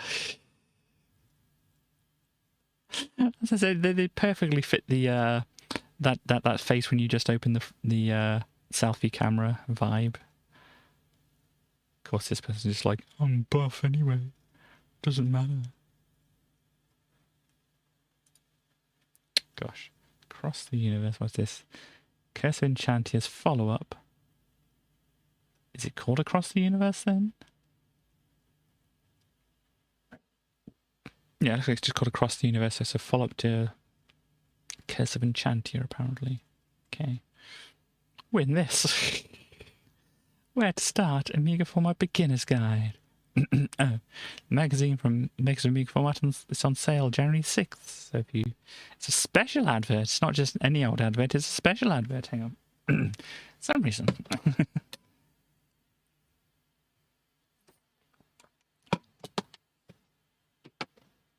You too can be like this person sat by the Amiga on the floor with this bunch of other stuff.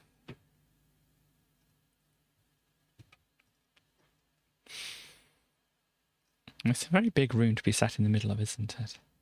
I've kind of noticed as well, they've kind of squished this person into the side as well. And over here. Just squish them into the side. Liberation 2? No, Liberation Captive 2. Okay. Person's not looking so great, are they? They're like, oh gosh. And oh dear. Yeah, this isn't looking like a good thing. Or it's just an aftermath of a party or something. I don't know. But they liked it apparently. What else we have? Fatman the Cake Consumer DME.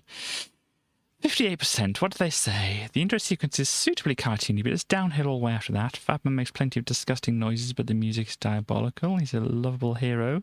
You get hooked watching him wobble around the screen. That guy only got a 6. And once the jokes are worn thin, you're left with a very average platform game. Is that Codemasters? Is it? No, it's not Codemasters. I thought it was a Codemasters. But no, it's a Compart Black Legend. So there we go. For that, Genesia, we saw things mentioning this before, but tries to outdo Populous and the Settlers, but ultimately fails to do either. Okay.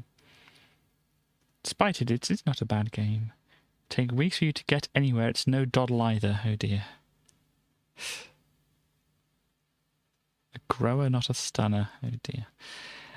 Skid Marks, of course, we've seen Skid Marks 2 and a bit of Skid Marks with the demo and stuff like that. So, yep. I don't know if this has the cow cars in it. I don't think it does. It has like just these ones you can select, maybe. But yeah, they seem to like that as well. Yeah, Frontier, of course, here. Chaos Engine, AGA. It's poor Dino. 89%. Soccer Kid. Apparently it's not a bad game according to them. Let's carry on. Mortal Kombat. It's actually a review. Oh yes, you've got the score over here. So they didn't actually think too well of Mortal Kombat apparently. At least the Amiga version. What is this? There's too much sex and violence in the world, apparently. Most people spend their lives trying to get as much as the first one as possible, avoiding the second like the plague. Well, it's the big obsession with pummeling people to death in Amiga games, because it's fantastic fun, that's why, and Mortal Kombat proves to be no exception. Okay, let's get some bit of story of it here.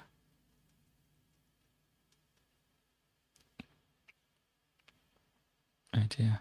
The main problem with Mortal is it looks as though everything has been sacrificed for the digitized sprites. The 5, count 'em, different backgrounds look extremely cheesy, often with blocks of colour where there should be a tasty spot of parallax scrolling or animation, anything to make it interesting. The overall effect is that the game lacks atmosphere and feels cheap. You could almost be playing a C64 game rather than marvelling at the graphical capabilities of the Amiga. Unfortunately, this lack of attention to detail also spills over to the gameplay. By faithfully reproducing the coin-up, the programmers have given each character over 24 different moves.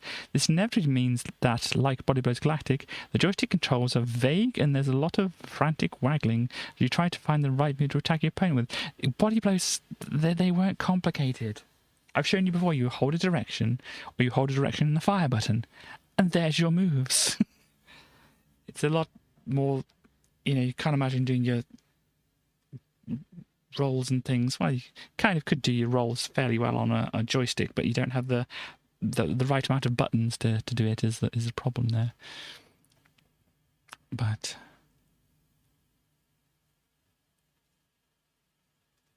anyhow, what is their things? Graphics fluid, digitized sprites, but the lackluster backgrounds make it look tacky. Good range of musical backdrops. The sound effects can be gruesome. Despite its tacky feel, you want to keep playing it in spite of yourself.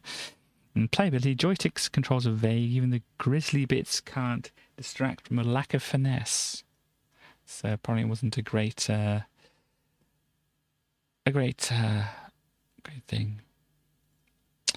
So, but the background's apparently a bit rough. They seem to be missing stuff, don't they? In there.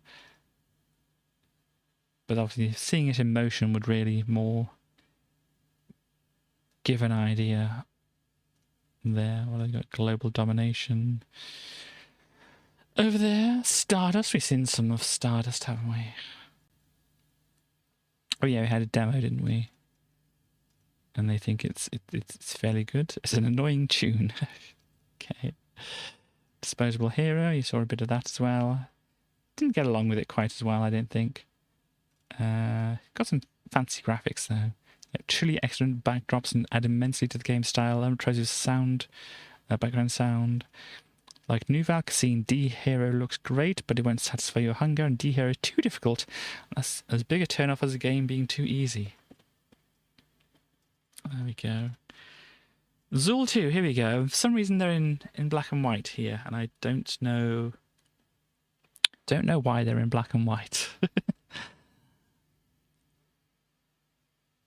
But anyway, hey, yeah, we saw obviously something of Zool 2 when I had a go at it, but yeah, I didn't get along with it quite so well. They definitely changed up the look of Zool here. And that.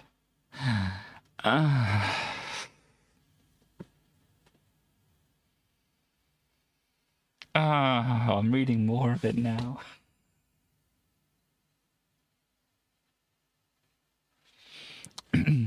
Girly on board. This time round, Zool has a buddy, or should that be Buddess? Anyway, the female of his species has joined, yep, to help him tromp the nasties.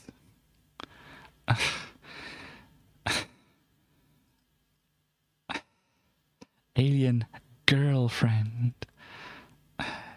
Does it even mention the girlfriend? I mean, they were saying before, it's like, he's not an ant, he's not an ant, he's not an ant. Have they said that Zeus is his girlfriend or not? I don't know. Maybe they have, but...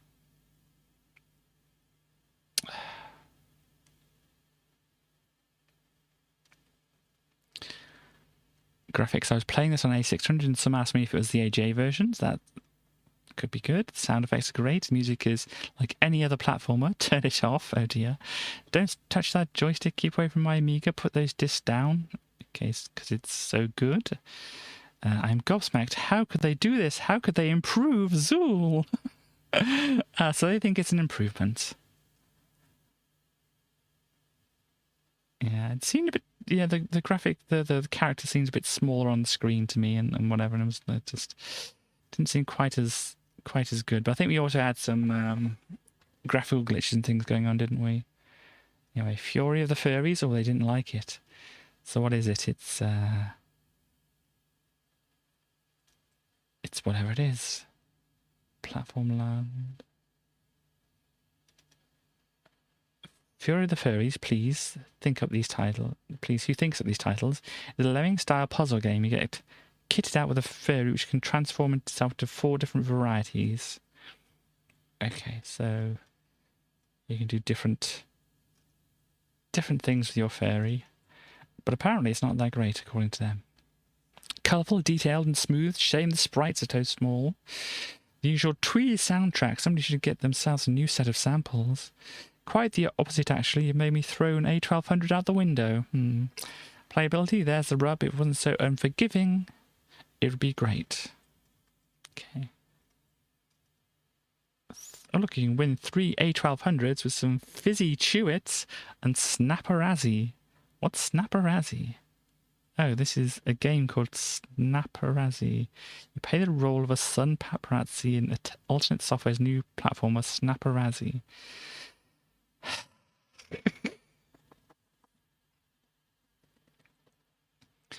I haven't seen a review. I haven't seen any mention of it. I don't recall this from back. Okay, the manual just describes Zool as a female warrior of Zool's acquaintance. Yeah. I mean, they were all like, oh no, Zool isn't an ant. Oh no, Zool isn't an ant. But it's like, oh, she's his girlfriend. Got to be his girlfriend. But yeah, got some fizzy chewits. Yeah. The chewit's still a thing. Well, I know, obviously, like Starbursts, or what they used to be called, opal fruits, wasn't it? I think Starbursts are still around and stuff like that, but chewits, do chewits still exist? They're still a thing. Wow, thank you. I can't remember seeing them or such, but yeah. So being mad to give away these excellent prizes is going to make you work for them, but not being too sadistic. The questions you have to answer aren't that difficult. See the panel above. Okay, so here we go, the questions. How much memory does the Amiga 1200 have as standard? Gosh, I don't know. I'm guessing... I don't know. Maybe it shows, like, over here or something. There you go, 2 megabytes of RAM. So I'm guessing it's going to be 2 megabytes here. What processor does the Amiga 1200 have? Oh, gosh. I don't know. I wasn't paying that much attention. Which tabloid newspaper does the game Snapperazzi depict? Apparently it is actually depicting the Sun newspaper paparazzi. But look at all these chewits. Look at all these chewits here. Look, there's a big pile of chewits. Anyhow, moving on. Sensible Soccer on the CD32, Arabian Nights on the CD32, Nigel Mansell. Yeah, a lot of things on the CD32 here. Don't buy an Amiga game until you read this. Okay. So here we go. This is the one that had the Christmas Dizzy and the Terminator 2 arcade machine thing. Glob Duel, Dogfight, Seek and Destroy, and Cluedo. I remember playing some of those. Jurassic Park, AGA. Good dinos, but they're zapping the dinos. Oh no. This one's just like highlighted in the corner. As we have some rocks, some trees.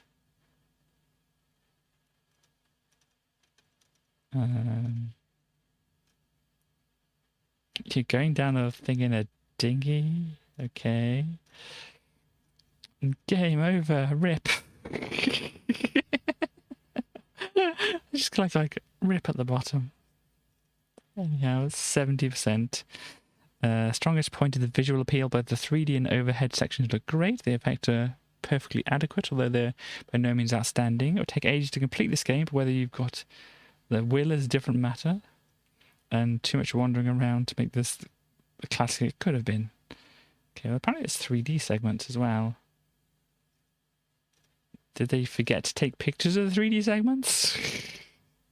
Seems like it. Hang on. How do I control this? Here we go. Still the same things from Amiga Micros. I mean, they're obviously doing well enough at this point, but there you go. Oh yes, the LOLO game. Oh gosh. Apparently that's the thing that can happen. 53. It's a bit much asking. £25 for this, and the 2-player mode on this is the biggest joke here. Suburban Commando. I think the best thing here is the Hulk Hogan face over here. That's Suburban Commando.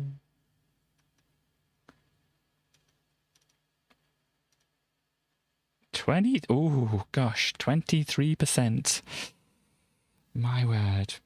There's very little in the way of gameplay, graphics, or originality, and proves incredibly frustrating to play even on the early levels, thanks to some iffy collision detection and dodgy joystick controls. Oh dear.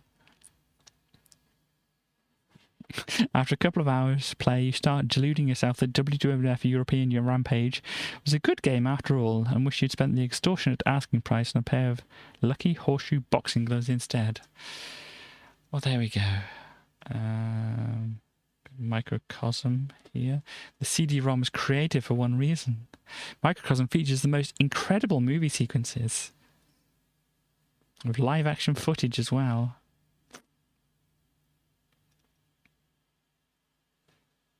Unbelievable. No one is immune, oh dear. 1994, read all about it. Oh, this is PC Gamer, is it? But that's not all. Brilliant thing. It's all in the second great issue of the world's finest PC Games magazine. If you love Amiga Format, we think you'll find a place in your hearts for us too. This is a Terminator 2 arcade machine conversion here.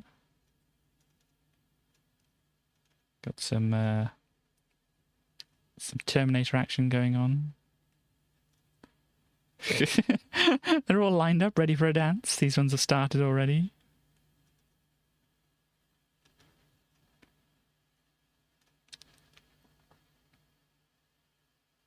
Perfectly satisfactory, okay.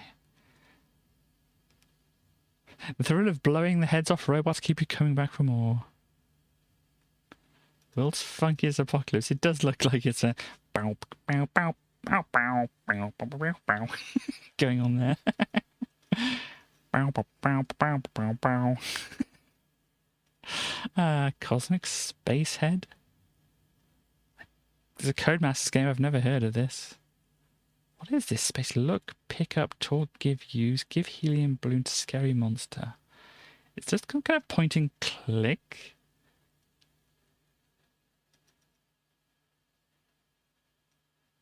With a racing game? Okay. Remember those really bad Tom and Jerry cartoons from the 60s? What this is what it's like. Yeah, it's interesting. I can't really see too much of the details. I mean, this looks pretty cool over here. This has a specific style to it. What am I thinking of? This looks very similar in style to something else that I can't quite place at the moment. Or it's just like a vague style, which is similar to other things. But yeah, very abstract buildings, very abstract buildings in the background here.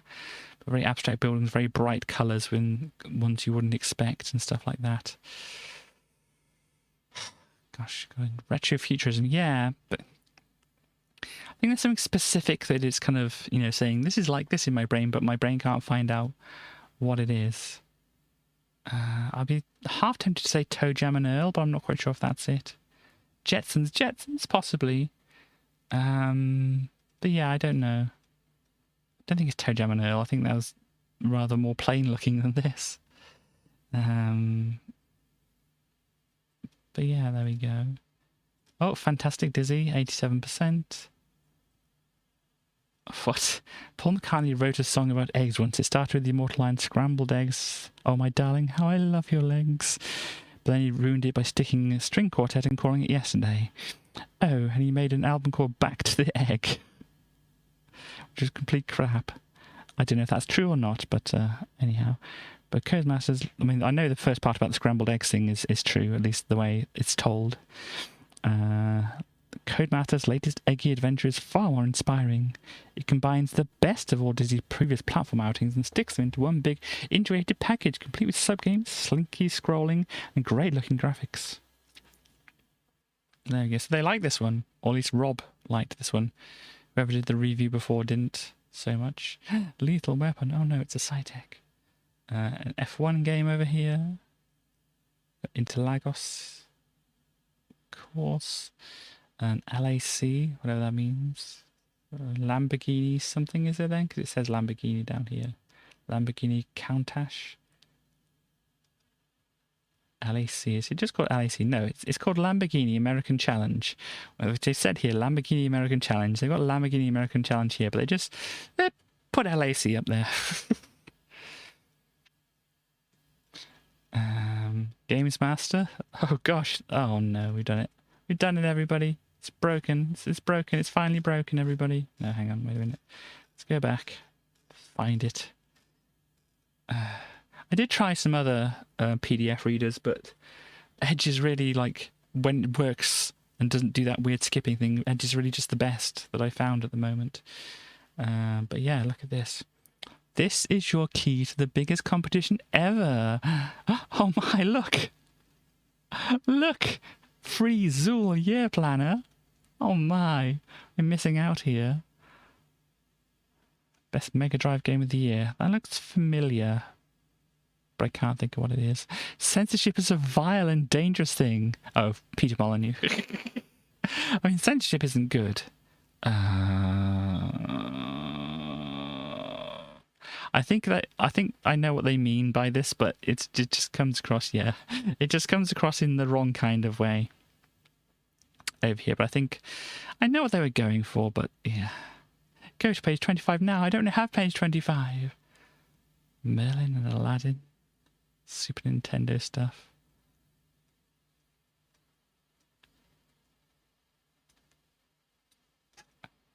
I mean, I don't know. Never mind. Let's gonna move on. Parasol Stars, 9 out of 10. 8 out of 10 for Indianapolis. Chuck Rock, 7 out of 10. That's the original Chuck Rock. Which we will, I gotta say it, which we will get to at some point. No, it's not how you spell it. You spelled it wrong again, Katie. There we go. Now we have 10 pennies in the jar. All this stuff here. Games Busters. Robocod. On the AGA. First type in OS friendly. Okay. Frontier. Here's a handy sheet to get hold of the biggest and most powerful ship. Start on Mars and sell your beam laser. Buy an extra passenger cabin. Go to bulletin board. Take on a passenger. Return to the shipyard and go to new and reconditioned ships. Buy the interplanetary shuttle. Press 1 instead of clicking. Repeat steps 1 to 6 as many times as you like. Taxi your passengers to wherever they want to go. Buy the biggest ship and all your upgrades. Now create havoc and have lots of money for it. Okay. Whatever. However that works. But you are selling your laser and then going somewhere, which means you'll probably end up dying. But anyhow. Flashback here again. Very good flashback here. Bob's Bad Day. It doesn't look like Bob's having fun, does it really, is it? So there we go, helping hand. Oh, Jackie's changed her look. This is her in her Radio 1 thing. Oh, here we go. Hi, some of you have no doubt heard my Radio 1 announcement that I'm off to the good old USA at the end of January 1994. After months of negotiations with my bosses at the BBC, I've landed the job of a lifetime as Radio 1's official West Coast correspondent. I'll be reporting live and direct from Los Angeles and San Francisco with the odd trip to New York thrown in for good measure. And so, although I'll be living most of the year stateside, I'm still going to be very much part of the Radio 1 network. And best of all, I'm definitely going to keep you indie customers updated with all the latest computer news as well as up-to-the-minute games releases in LA and the UK. So as soon as I've finished up my work on finished working on my suntan, I'll be busy on the keyboard reporting to everyone at Indie as usual. Keep watching this space. I wonder if she's ever actually been responsible for any of this. It's like, yeah, of course it's going to carry on because it wasn't her that was really doing it, you know. But yeah, Jackie. Yes, I've really not heard of Jackie. Maybe because she did move to the USA and just did different things before I was ever listening to Radio 1 or whatever. But there we go. Might have to have a look in to see what occurred with Jackie and where she may be now and stuff like that. But there's stuff to do here. Hey, good looking retina stuff here. Spectrum, Picasso, some fancy additional boards and stuff like that to add here. Video thing. What is this? 24-bit real-time frame grabber. It's not a bad rendition here of stuff. This has gone wrong slightly. Oh, right here. It's not gone wrong. Here we demonstrate the various effects which can be used to clean up Nikovech's desk. A grab of it, that is, not the actual desk itself. So you've got some edge detection here, you've got some embossing going on here, and I don't know if this is just the normal ones here and here. But there we go. Complete Amiga C. Everything you need to start programming in C from the makers of Amiga's Format. Yeah, I've never had anything like that myself, but nowadays, you know, if the Amiga was actually a competitive computer, I'd be like, ooh, maybe I'm interested in this. So, the fully registered version of DICE, the leading share C compiler. Well, that would be pretty cool. And eventually, later on in my life, I did learn some C and stuff like that, but that was on the PC instead. Storage is a video editing thing, isn't it? Yeah, transition generator. The space shuttle just kind of comes in a blocky fashion. There, that's it. Christmas presents, PCM CIA drive, Cockroach Motel. Come to Bug Heaven. Grotsville, Washington. Is that Washington? I think that's Washington. Grotsville, Washington. Just off Route 666. Cockroach Motel. Come to Bug Heaven. Clean rooms meticulously maintained by our highly trained pest control operatives. Good food cooked in sterile conditions with added cockroach poison may be harmful to some carbon-based life forms. Please consult your physician. This is a professional-looking document.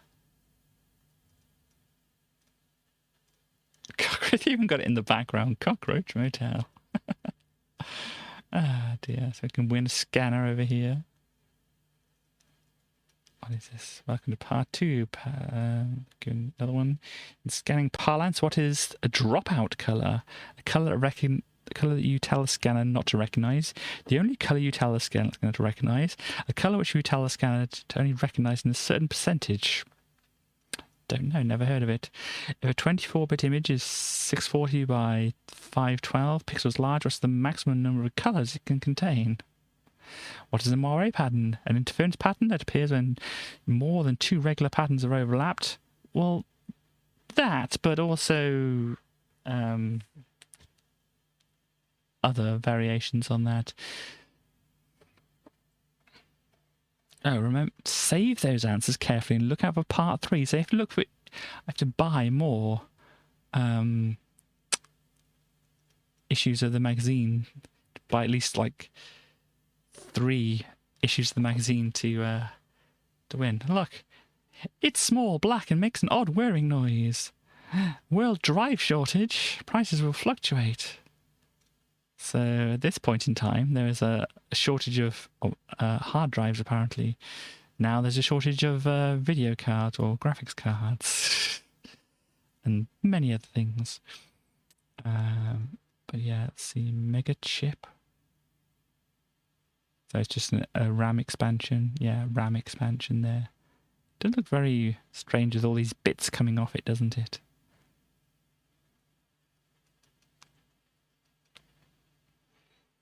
Let's drive.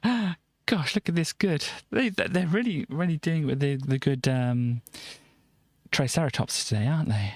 Lizard skin is a very useful attribute file to have, especially if you are rendering lizards. So here we go, West. There's a lizard skin attribute in this program of Essence 2, which does this. I mean, sure, you could probably make a texture which is very similar to that, but better, yes, but faster. Imagine doing the surface with a colour map instead of procedural texture.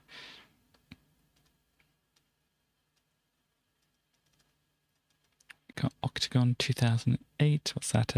SCSI and Zorro interface. Okay, there's a parallel port card over there. Can we be serious? I don't know, can you? Noddy's Big Adventure over here, 70%. Merry Christmas from Highsoft. We got a little scene over here. Somebody's abandoned their car at the side of the road because it's just covered in snow. We have some kind of church, I'm guessing. The moon glowing radioactively through the clouds here. Some people struggling with an umbrella, but nobody else seems to be having some problems with wind or such like that. The trees don't seem to be blowing and such. So I don't know. But yes, so Noddy, what did they say about Noddy? Out now. Colourful but simple. Some objects are not easily recognisable, and the reds and oranges are too simple. Cute effects from Noddy's car, plus encouraging or questioning noises from the various characters. There's plenty to keep a child interested, although older children might get through the games quickly. Slightly slow. In some games, the objects don't keep up with your movements. Easy to get grips with. Okay.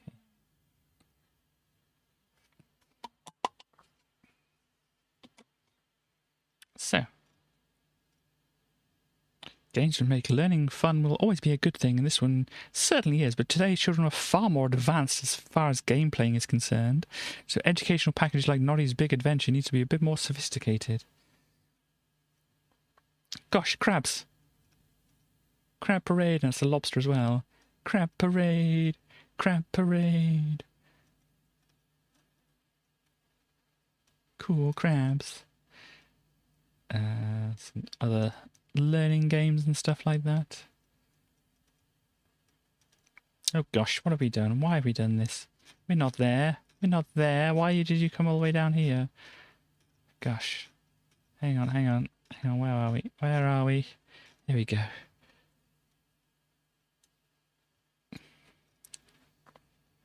Got some good cliff art, I think, over here. Is that somebody getting inside a huge ghost costume? Oh no.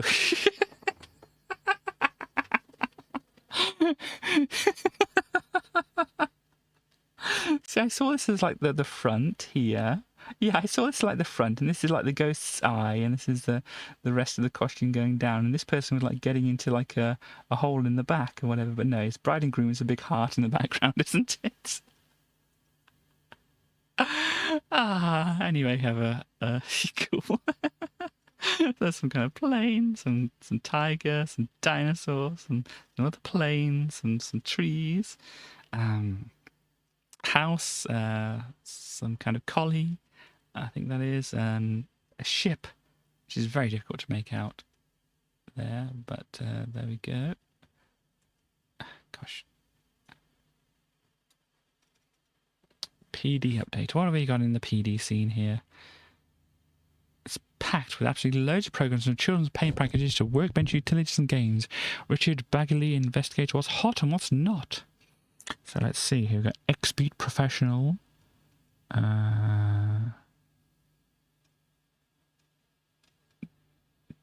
Yeah, they don't give like just simple scores to them and such like that.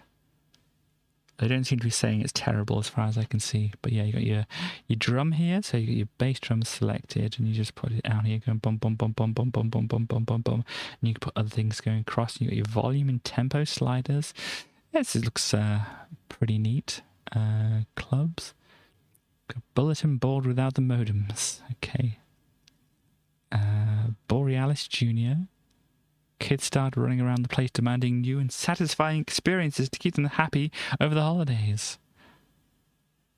Tempting though, maybe introduce them to the delights of deep sea diving without a suit. You may be better off getting a hold of a copy of Borealis Junior. It's an artist program. Okay, interesting. Got a rainbow painting thing here. A pen, ruler, a mirror. And you can colour things in like this. What else do we have? Exit 13 in a very difficult to read font. Oh, it's like Puzznick or something like that. That kind of thing it looks like. But it's not quite Puzznick. Formulary of drugs. Basically medicine. What drugs have they got here? Crystal violet, cyanocobalamin, cyclophene, whatever, a bunch of it. This one's an anti-cancer drug, yeah.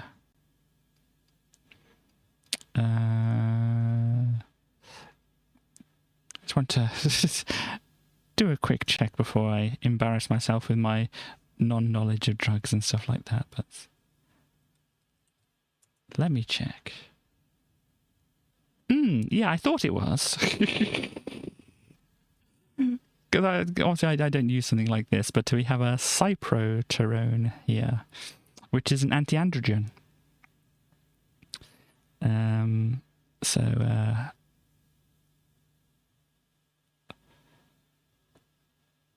there we go. Of course, they could have just been highlighting it for the one they're actually highlighting, but there we go. Is there also an archiving thing? No, the Squeak Arc workbench. Yeah, that was what was on the thingy subscriber disc, wasn't it? Let me just sort some things out here. There we go. Amiga Format presents Get the Most Out of Your Amiga. 1993. Oh gosh, it's out of date already. PD demo zone. We got some more. Oh, this is the demos. This is like you put them in, enjoy them or not, depending. Trekkies will delight in this fulsome collection of ray trace slides from Infinite Frontiers. The colours are a bit colourful on this, aren't they? Handel's Royal Fireworks music. It's quite a rendition. There. We have Rinkadink and a Rinky Dink to use a cartoon character whose name escapes me.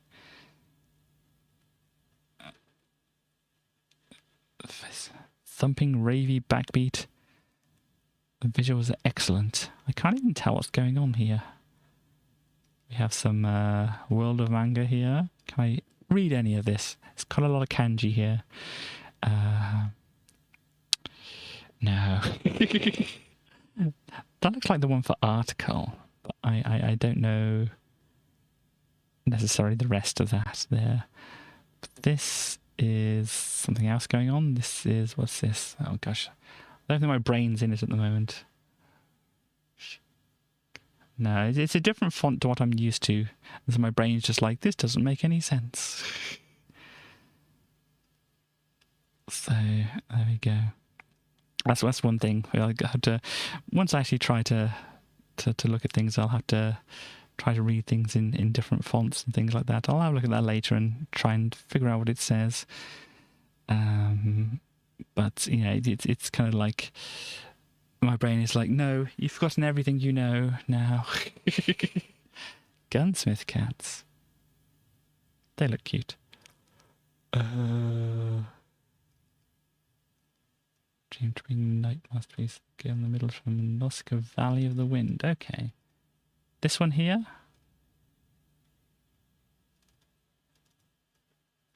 There we go. Last Stand on Hoth. We got the walker thingies here, 8080s to the right of here. This one here. Well, obviously, you can excuse me from not being able to figure out gender from what's visible here. And you can never tell. Always ask. If you need to know. Anyhow, 12th of December, future music. They don't show any pictures or any fancy stuff here. Dear me. Back issue things. What's the subscribe disc? Did it say view to? Oh, we can't really read this. Cute Imagine Object. Yeah, I can see that now. Frog is just Imagine Object. It says proficient excellent file viewer, uncompressing files, repair damaged discs, hex editor. Yes, the printing thing, wasn't it? Yeah. The fonts of the Bauhaus typeface apparently. So it'd be interesting to see some of these things, but as I said, I'm not quite sure how to. I like to imagine a frog. Yes, imagining frogs is a good hobby. Just imagine one now. That's a good frog. Anyhow, moving on. It confuses me why they haven't got a different picture of the Amos manual by this point, and they just still say it's a supplied book. It's in perfect bound rather than just having the ring bound version here. But anyway, probably like they took the pictures and like, oh, we don't need to know anything about that anymore. Let's just not bother. And just like bring up the one from the hard disk and whatever all the time. What else do we have? Happy New Year, Blitz users. So here's some more Blitz Basic. Oh no, there's a Blitz Compo here. Okay. Due to the interest in the Amiga Format Blitz Basic program competition, because we're printing more commands that will be to use of you next month AF, we put back the entry deadline to February the 28th. It's a competition where we must write a game, Blitz Basic 2, use the version on the cover disc or the full version if you've got it. So this is not the information about how to use Blitz. This is some workbench stuff. Finding a way around. I mean, I could possibly use reading some of this or whatever. Fonts, yes. Like the fonts here. Fonts enables you to choose a typeface style for 3 areas of Workbench. Workbench icon text is how names of icons are printed. System default text is used by most Workbench 2 or higher programs as well as by Workbench itself when viewing windows by name. This is one that often causes problems with older software. Finally, screen text is used for all title bars. Most requesters and menus expect to change disks. If you're using a floppy-based system, the Amiga will tell you when. Let's kind of have a look. So we want to look at screen text, and it'll change like the titles apparently. So let's see if we can get this to work, since we've already kind of got this set up here. If I get rid of that, because we want to be looking at the font that's on here. Here, fonts unpack. Let's unpack it and let it do that. So we've got some Bauhaus fonts on here now. So if we go over here, go over here, we can get rid of that now. Open up the files. No, not files. System, probably. Utilities. No, that's not it. Tools. That's not it. System. Fix fonts in Telefont. I don't know if it's going to be one of those ones. Let's have a look, because I don't know. Telefont. Oh gosh, initializing. Source typefaces. Oh, this is different to what I'm looking at there.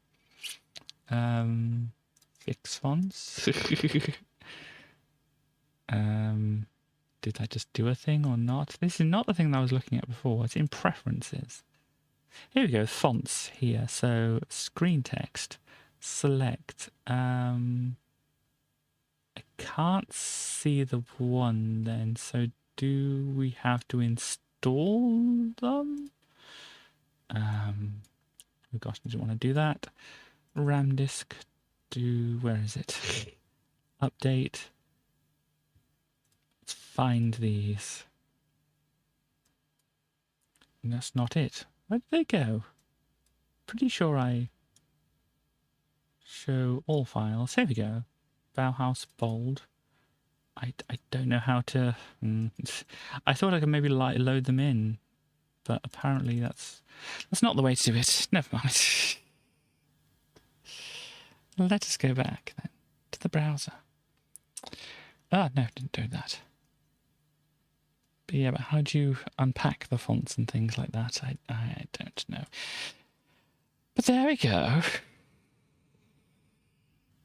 It tried to help, it did, and there's some Blitz basic stuff. This is pretty cool. The little character is trying to be a space invader here. And they're drawing some Tetris blocks, or... I'm not sure. ILBM. It's interleaved bitmap.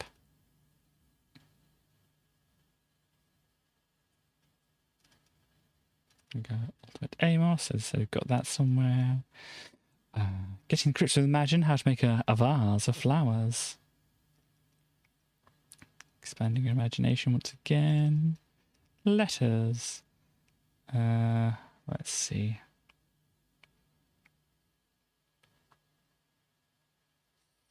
Okay. Did anyone else see the ancient Commodore computer in Channel 4's series, Armistead and Maupin's Tales of the City? It was on Marie Anne's desk at 9:40-ish. Yes, but what date?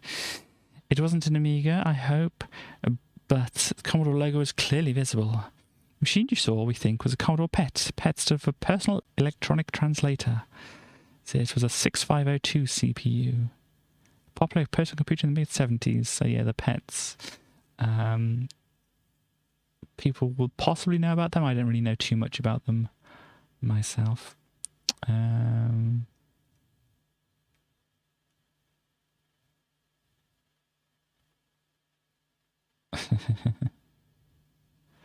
So yeah. So I wanted to play like fighting games. My dad has to disconnect the mouse and plug in another joystick. You could have an adapter that plugs in.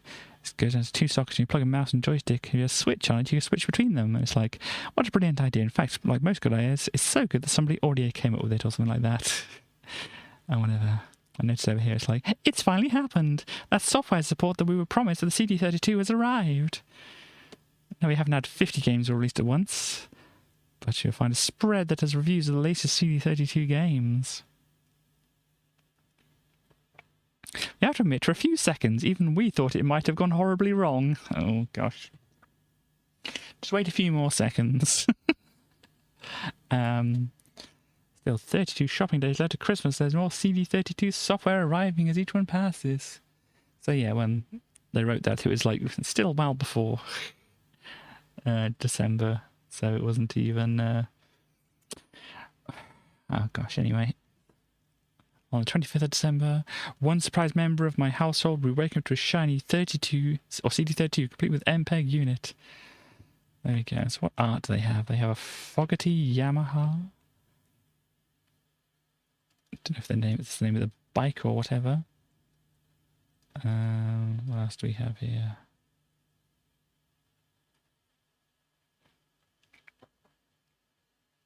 Don't think there's anything interesting, so we can look at some more pictures. There's Jupiter. From some other planet or moon. We have stuff, point of view. I don't know quite what we've got. We've got some wingdings, it looks like maybe going on up here. War of the Worlds. Gosh. That's certainly a thing going on here. Look at all these relatively small buildings and this big thing shooting stuff. Oh, as we have the Little Mermaid. Oh gosh, yeah, Ariel's looked a little bit better. I can't really make out Sebastian well enough to tell. But yeah, Ariel... Yeah. What else we have? Everyone looks like them. Yeah. They still have David Pleasant's appearing here. They think everything's going well at this point. A Commodore planning to release a library disc full of software tools and samples and so on. A 3DO company produces a disc like this, and it speeds up the development process and keeps down costs. In short, no. The disadvantage of developers using all the same tools and samples is that the games produced will have the same look and feel about them. They're called libraries. They're called frameworks. A lot of games use them now. You may have heard of Unity. You may have heard of Unreal Engine. Surely for the avid thrill seekers out there, this would be a backward move. Why did Commodore drop the 23-pin video output from S-Video? SCART TVs are 10 a penny, but S-Videos are more. The video on a cobblestone texture? I think so, yeah. Yeah, I think I watched that. At least watched a video about that. There's possibly more, but I have watched a video about that. They're all on, just basically, what you call them? Sample library discs and things like that. So basically your clip art is what they kind of got it from. And yeah, downgraded the bit depth and stuff like that. Amiga CD32 is a games console. We've taken a view that CD32 is purchased by young children. The TV usual probably the one of the small portable types. Very few of which have SCART. Well, the supplying RF is good, but having SCART built in as well would have been a good thing. I remember having a lot of things with SCART on it, like video players and things like that. With reference to the A1200 CD-ROM device, I would like to clarify the following points. Commodore is still evaluating the viability of such a device. How are they thinking that, oh, maybe CD won't be worth it? CD? Is it just a passing fad? I mean, it can hold so many megabytes of data and stuff like that, but CD, gosh, we don't think it's going to be a big thing. Just like to be modular. At present, no solution can be found to the problem of the fact the CD-ROM add-on can't support a full motion video card.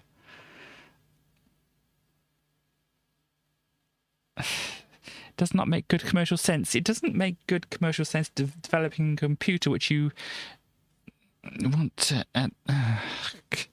Anyhow, to say we messed up because later model products will include some technology which is not included in the previous model is to say that at least unfair. I believe that an interface connecting the CD32 with the A1200 has been manufactured by a third party. At present, the software needed is not available. Finally, I agree with you. At £300, it is a bargain. Enjoy it. Gosh. It's a softy speak sound. Oh gosh. In the Amiga, here we go. Amiga Format issue 53, we encourage readers to write to Bridget Hurst at US Gold. Oh no, it's a different thing. I thought it was the kid they were saying, write to, but no, this is apparently write to this person. You want to see games being made available on the Amiga. Bridget has been completely inundated with letters, and she's taken the opportunity to reply to you. So Amiga Format just had a big spam campaign to Bridget Hurst. Firstly, apologise for not responding to every reader who wrote to me in person. A particularly busy time of the year for me. Thank you to everyone who wrote in. The letters came out on top of the phone calls I regularly receive. I understand everyone's frustration because I myself have an Amiga at home and would love to be able to play games such as Day of the Tentacle, Sum of Max, Hit the Road and X-Wing. Unfortunately, one of the main reasons for the majority of US developers turning their backs on the Amiga is, as Mark has highlighted, the recent Future Entertainment show, piracy. Really? While so many people continue to copy and sell Amiga games, who can blame the industry giants for investing their resources in other formats? As a company, US Gold is endeavouring to continue to produce some more quality games for the Amiga. Last Christmas we bought you Street Fighter 2, which is now available on Kix XL for just $14.99 this Christmas season. So come on guys, if you want to see the industry getting behind the Amiga, stop the piracy and help us to prove to the Yanks the Amiga is still a commercially viable format. Well, it does bring up the question for me. I thought this I think I much thought this off stream, but it's like, what was the PC doing at this point? Because it's pretty much as easy to copy PC software as it is Amiga software. But what was the PC doing that the Amiga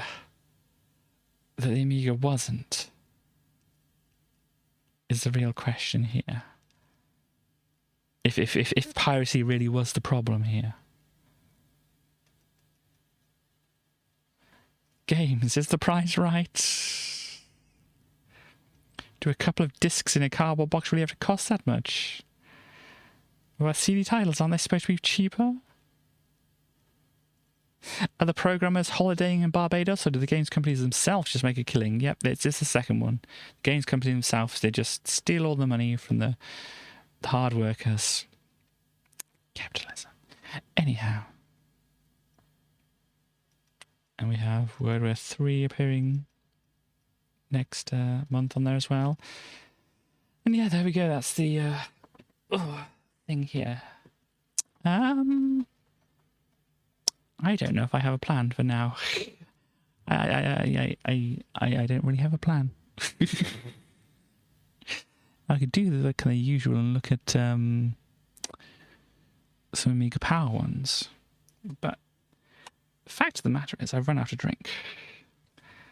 So I'm going to have to go and get some more. We might have a look at some Amiga Power and whatever, but I need to go and get a drink. So I think I will be going to do that. Hydrated is a very good idea.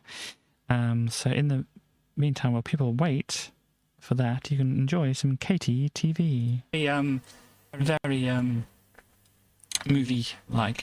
I don't know how he actually defeats the Joker, but are you asking, Tracy, how would you defeat the Joker? Who is the Joker? Well, he's one of the villains in the Batman franchise. Oh, what does he do? Well, he kind of plays like a clown, and he does things which, like, dangerous to people, but in a clown kind of way. Okay, so how would I defeat a clown? I would be a doctor. You'd be a doctor, would you? Yeah, and I'd go up to the clown and say, hi, do you need to talk to anybody? And the clown would say, yes, I am feeling sad. And then the clown would say, no, I would say to the clown, you should go and see this good clown. He's called the Joker. I heard everybody loves him. And then the clown would say, but I am the Joker, and feel really sad, and then just go away. It does sound like a very good way to deal with the Joker. Yeah, he doesn't have to fall off a building for that. Tracy has. But yes, he definitely doesn't have to fall off a building, though he might be a bit sad. I know, but if he's going to kill people, then it's better that he be sad than kill people, really, isn't it? Yeah, this kind of, that does make...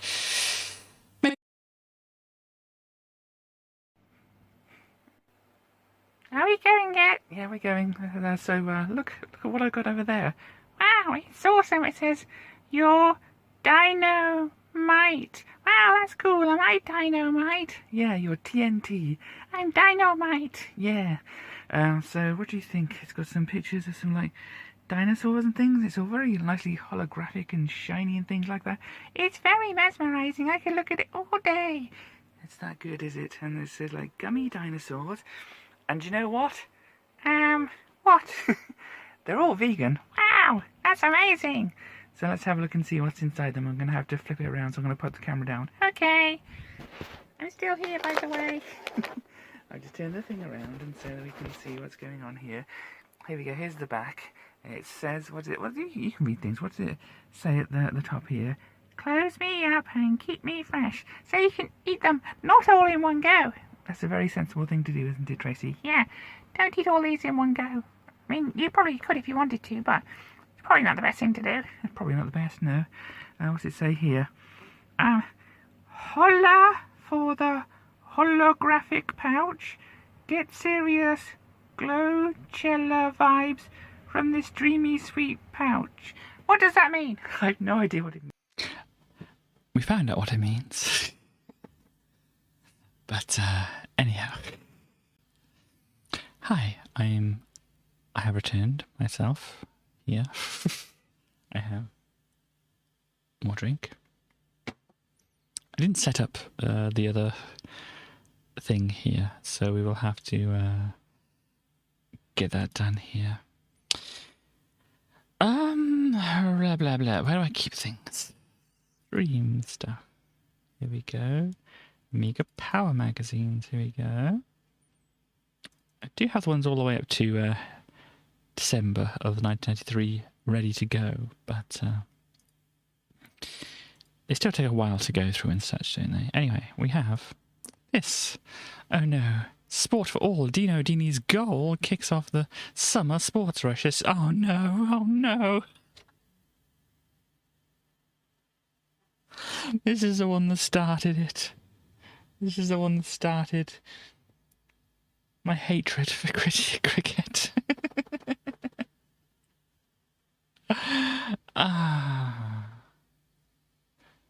No escape. No escape at all, no. Yes, don't buy an Amiga game, especially not cricket. So let us go over here and over here. So going back in time somewhat. Which month was this? June 93. It's not too far back from the Amiga magazine that we've just been looking at. What are they? Oh, my word.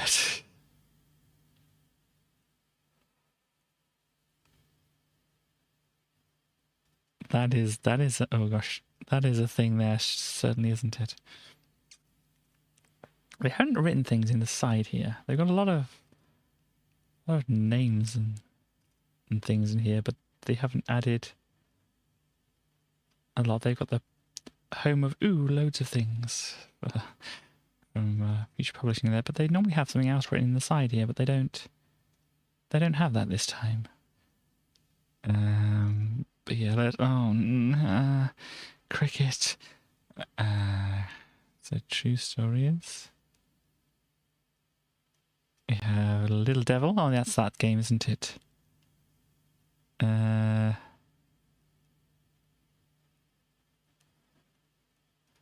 This looks different to what I've seen the screenshots before, I'm sure. What is this? Gremlin were full of secrets. They definitely got a few things at their corporate sleeve, but they weren't letting on. However, we can tell you their forthcoming releases include Hero Quest 2, Premier Manager 2, Zool 2, and Little Devil. The latter won't be released on the A500 or the A1200, but we're coming out and we'll be reviewing it. Zool himself is all set to become the star of lunchboxes, pencil cases, and duvet covers, as he's been taken on board by PSL, the UK's leading licensing company, who are responsible for the ubiquity of characters such as The Simpsons, Garfield, and Super Mario Brothers. So, I don't know if they came through on it, but Zool lunchboxes and pencil cases, stuff like that. Have you have the Codemasters or? Could this be the new Take That? I didn't recognise any of these people. Are they from Codemasters? But that's Micro Machines there. There's some Signosis going on here. Yeah, maybe Beacon over here. Soccer Kid and such. There we go.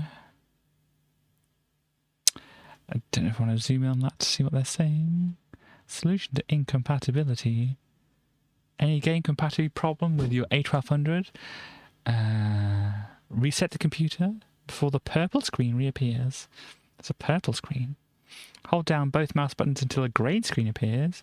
Go to boot options, click on disable CPU caches, go to use, go to display options and change chip type to original chip type, go to use and click on boot. Wow. It's a fancy way of doing things here. I don't know if that menu is available in the thing I've got here, but let me just try it. Hold down both mouse buttons, see if anything happens here. Nope. I might have done it wrong. But yeah. We have £5 off in HMV. Some recommendations and stuff like that. We have the cartoons. It's a preview.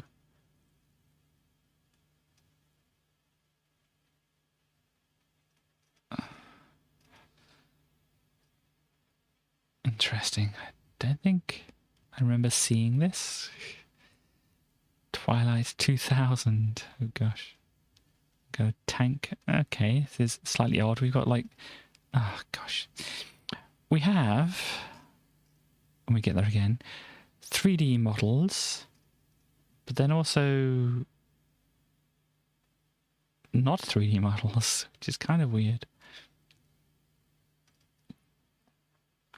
I mean, more weird that they've only got one screenshot of that, but...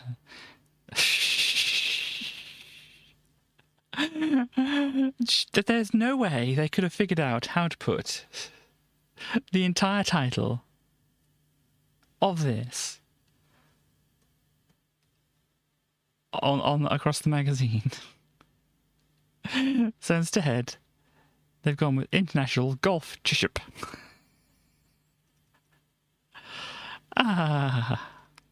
Anyhow, we have some Batman Returns over here. So Shreks.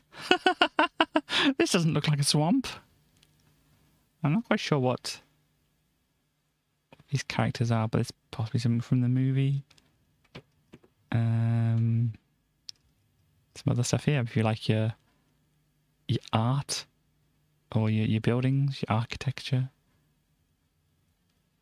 And there's some architecture for you. And here's some more fancy things. Also, some Simon the Sorcerer. Some more screenshots of that. Yeah, pre-release screenshots. So Simon is actually in the pictures here. Verdict so far. What? The verdict so far is, hang on a minute, you've just simplified it because you think we won't understand anything too complicated, haven't you? Yes, good. We hate it when things get all complicated and technical, but we do like the prospect of a Butte game, and Simon the Sorcerer looks just like that. Okay. So they have... So this claim that Simon the Sorcerer has been written something called Agos 2, which I'm guessing is like adventure game operating system, maybe? Can you tell us about it? Agos 2 is a new language that has been written especially for designing adventure RPG kind of games. Okay. It incorporates various utilities which do things like create data structures and compile other things and process graphics. But the most important thing is that it makes the translation progress from computer language to English so much easier. So... Anyway, never mind. And here's Alfred Chicken. Is Alfred having a bad time with the floor? Alfred having a bad time when his head explodes? Alfred having a bad time when his butt explodes? Alfred just maybe having a jolly time, I can't quite tell. And then Alfred hatching a bit over here, and Alfred doing a bit of a dive bomb. Alfred can do a lot of things. No, we've lost it again. Hang on. Let's go back. Here we go. So who do we think we are? If you have Linda and everybody else here, so let's see. Linda surrounds herself with a lot of tack, but she seems to have gone completely over the top this month. When not busy doing whatever it is an editor does, she's been talking to her latest acquisitions. Only yesterday she was heard telling a plastic saucepan with a face on it that for God so loved the world that he gave his only begotten son. Looking around, we found two bits of paper that clearly had an effect. One said, "Lust after pointless things," and the other, "Practice your preaching." Well, I don't understand what's going on there. They've got phrases apparently around.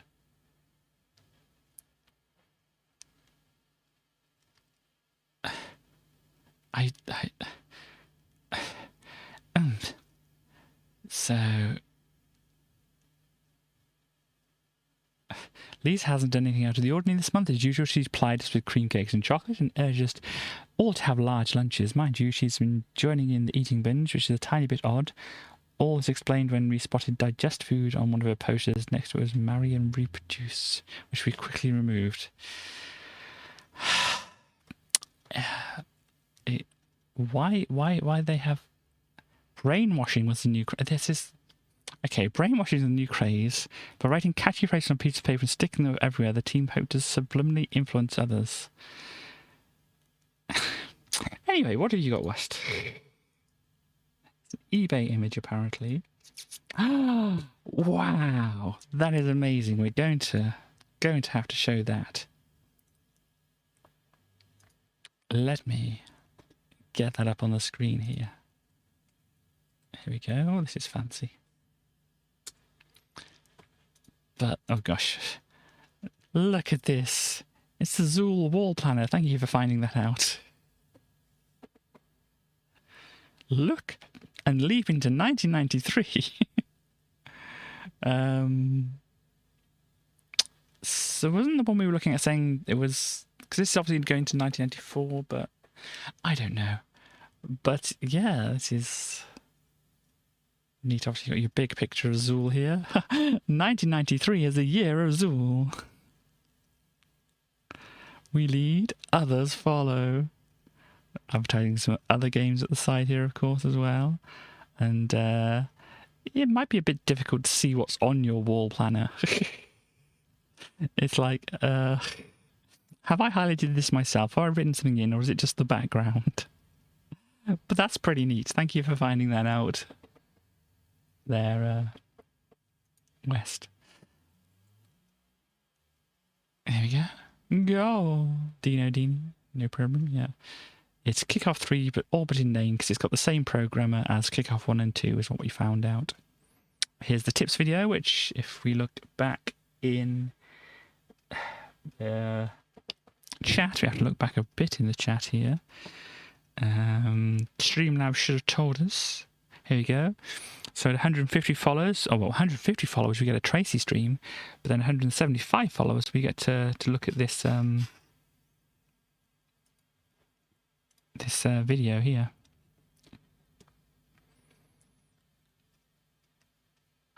Rugby, Worlds of Legend. Oh yes, this is an update to the Legend game, isn't it?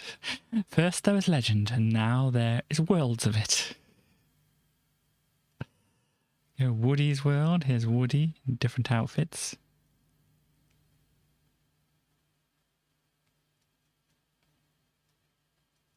And there we go. Woody on a ship. Super Frog. We haven't seen...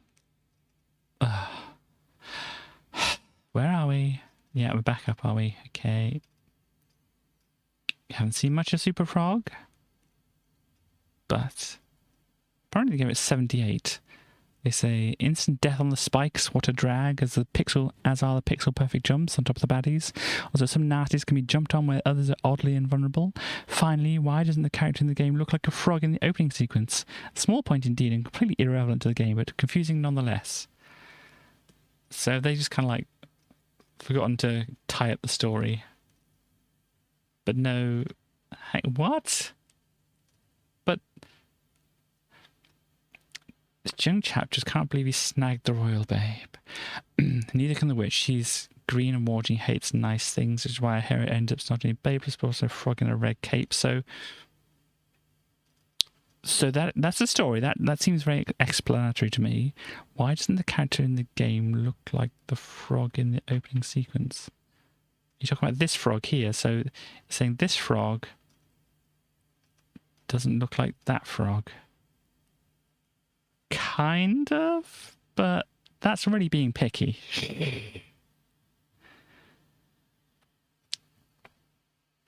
I mean, there is a difference. I mean, this is not very easy to A-B this. But if we get a close-up on here, you can see you've got kind of a roundish head, soft features and whatever. The eyes just like poke out the top here. And then here they've got more eyelids on the top here, less of a roundish face. But so what if the art style is slightly different in the intro? Does it really matter?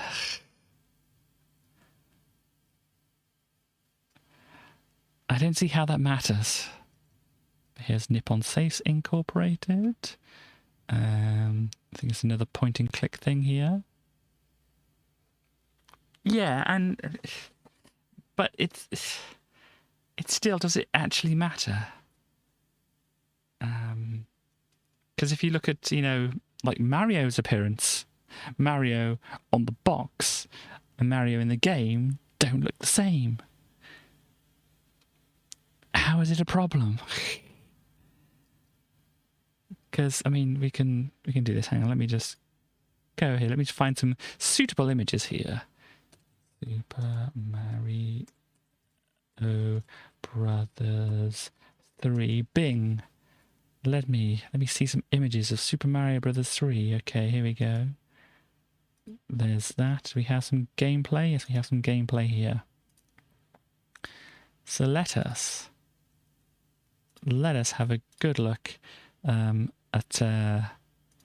this here. So on the box for Super Mario Brothers 3, we have this rendition of Mario here. If we go into the game, Mario looks like this. This is very badly, was it superside or whatever? Have they got a better pixelated version of it? That's not really a better version of it. This is a better version of it. Can I just open the image, please? Here we go. This is Mario from the game. This is Mario from the cover art. He looks completely different. Why does he look completely different in the game to what he looks like? It's a ridiculous argument, isn't it? Anyhow, carrying on. Oh, they got a thing here as well. Reply to these simple questions, you could win £100 of skill software. Is that some kind of slang there? Yeah, it's just like, why do they think it's a problem anyway? So this is a good one. They haven't started out, what gender are you, or all that kind of thing here. They might be somewhere later on. No, I can't see it. It's just like, what are you going to buy? What are you likely to buy? Tell us what you're going to buy. Or are you going to pirate it all? Oh, God, no, here we go. Here we go. Here we go. Are you male or female? I'm sorry to all the people who don't fit into either of those boxes, literally either of those boxes. You can't fill out this survey.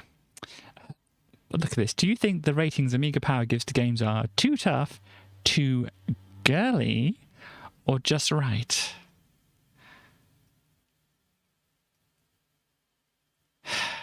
Dear me. This is Games Master with the Batman thing, and this is why. Why does this even exist on here? Dyna Blaster, Rodland, why? Why is this? Why? Oh gosh, this is... What happened to this scan here? This has gone wrong somehow. Not important. No, it's actually a competition, isn't it? What? It kind of got cut off slightly. Robocard. Yes, we have some Robocard. And hello, Alfie. I think I've seen you around for a little while, but yeah, he has some Robocard. We also have, to me, this slightly disturbing... There's just something disturbing about it to me. There's something definitely disturbing about it to me now.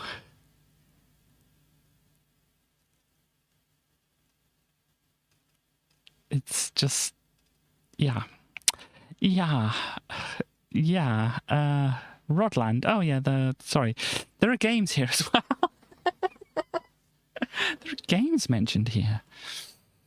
So it's about cutesy game. Why do you do this to me, Edge?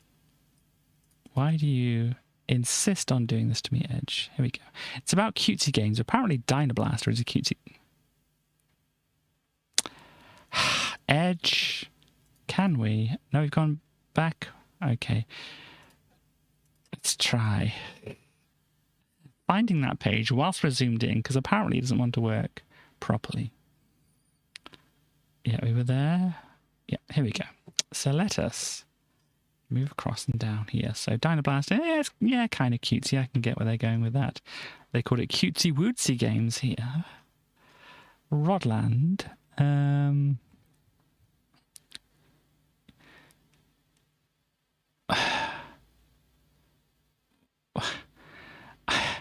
trying to understand what they're saying here.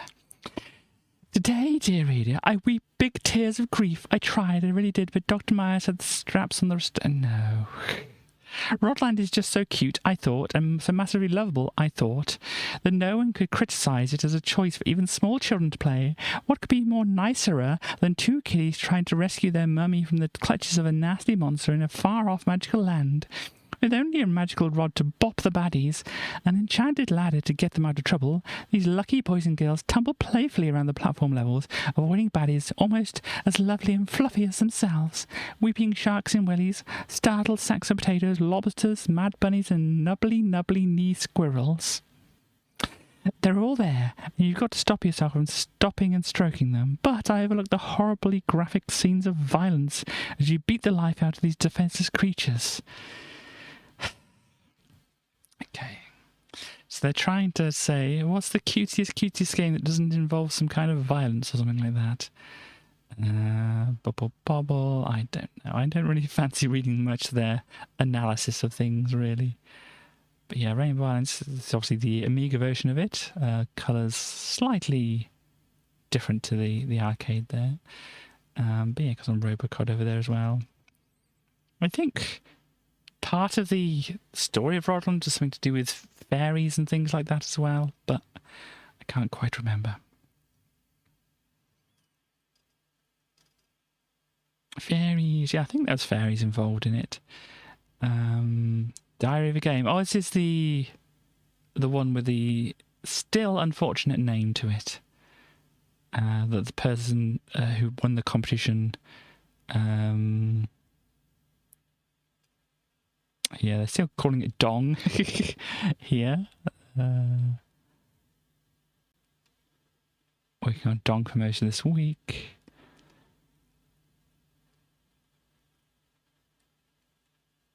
What is this?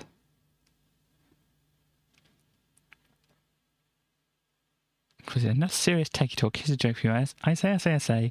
How many programs did it take to change a light bulb? None. They just tell the graphic artist it was his fault. It's all wrong. He's changing the light bulb. He might as well redecorate the whole room. Okay.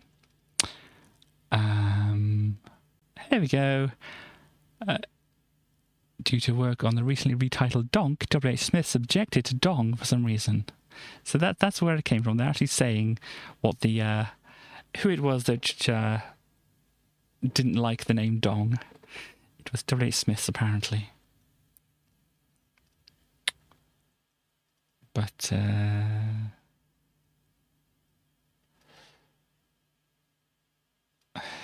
okay. But apparently they're doing some claymation versions. A banging donk instead. Yeah. But yes. You have some more stuff. Body blows, cheats and stuff. Swibble dibble. We've absolutely no idea what Swibble dibble is.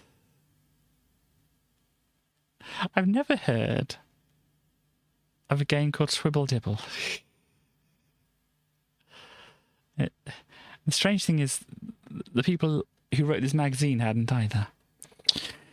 Okay, that's the KGB game. This is the Legend of Valor game. Beavers, oh no, cricket. What did they say? I mean, did they at least say some bad things about it? It sounds awful. The applause sounds like a toilet flushing, and it can be just too damn difficult to be fun as a one-player game. Yes, exactly. I didn't find it very fun.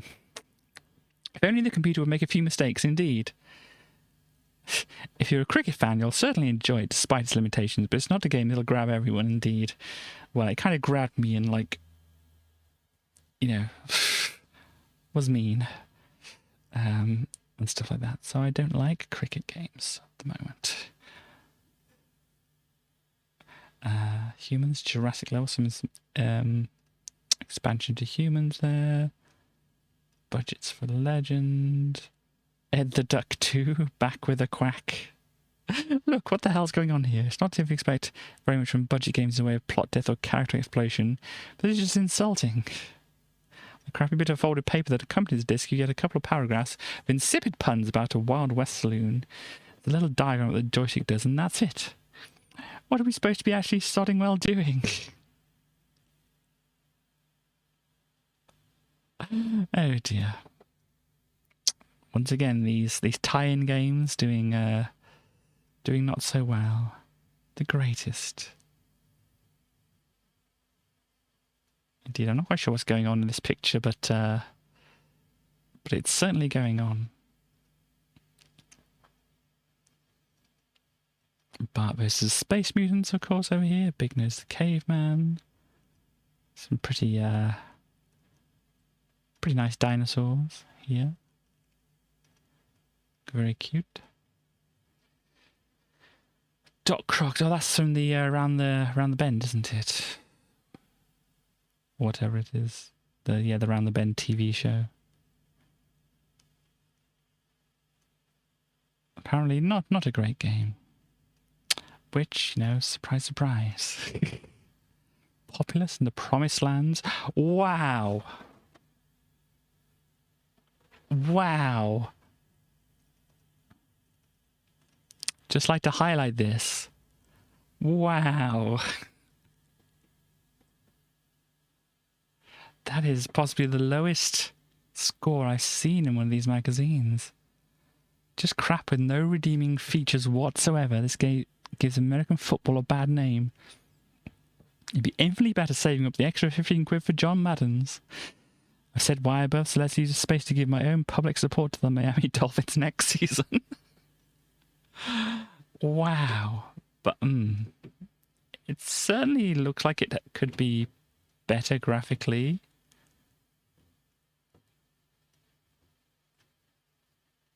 Yeah, it doesn't look like it's easy to tell what's going on. This has got some interesting graphics over here. So noting there's like ships and flying machines and whatever. But yeah, so that bad review is for this 4th and Inches game. I always like the little graphics here. You got this one, which is a very interesting one. Oh. This one where you kneel down and you do a jazz hands or something like that. This one you kind of go make a swirly thing in the sky. Sleepy Wizard, yeah. And this one just like, Wizard's gotta go places. And this one's like super serious Wizard over here. Yeah. Oh, gosh. Zoom out, zoom out, zoom out. We can do it. Okay. What else do we have? Soccer Kid, do we see? So, Sneeze, you want me to sniff, help you find the World Cup? Yes, cough. There isn't much time to find it. Splutter. To make matters worse, I've caught your bad cold. Sniff. I bet you're as sick as a poiro. It doesn't even really work, does it? Apparently this is supposed to be Poirot. He enlists the help of a well-known Belgian detective, but it doesn't really work, does it? Anyhow, moving on. What did they think of certain... Yeah, but you don't even say them the same, do you? Sick as a Poirot, sick as a parrot. For me, it doesn't work. But these people haven't played this game. These people think this is... Yeah, if you mispronounce the words... This is not generally the way puns are supposed to work, but if you mispronounce the words... I didn't like International Rugby Challenge at all. Let's see, where do I start? Really, really horrible. Luckily, I hate rugby. Sad even for sad people. I loved it. No, just kidding. Ha ha ha ha ha ha ha. Okay. There we go. And... Yep.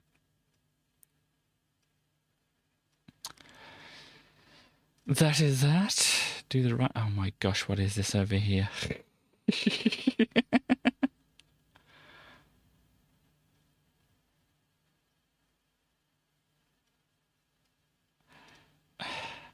Kind of like seeing something out of the corner of my eye, and it's distracting me. We gotta have, apart from this, I'm seeing something else out of the corner of my eye. It's distracted me. I'm not even reading that because I've noticed some words which I don't want to say. So yeah, let us carry on.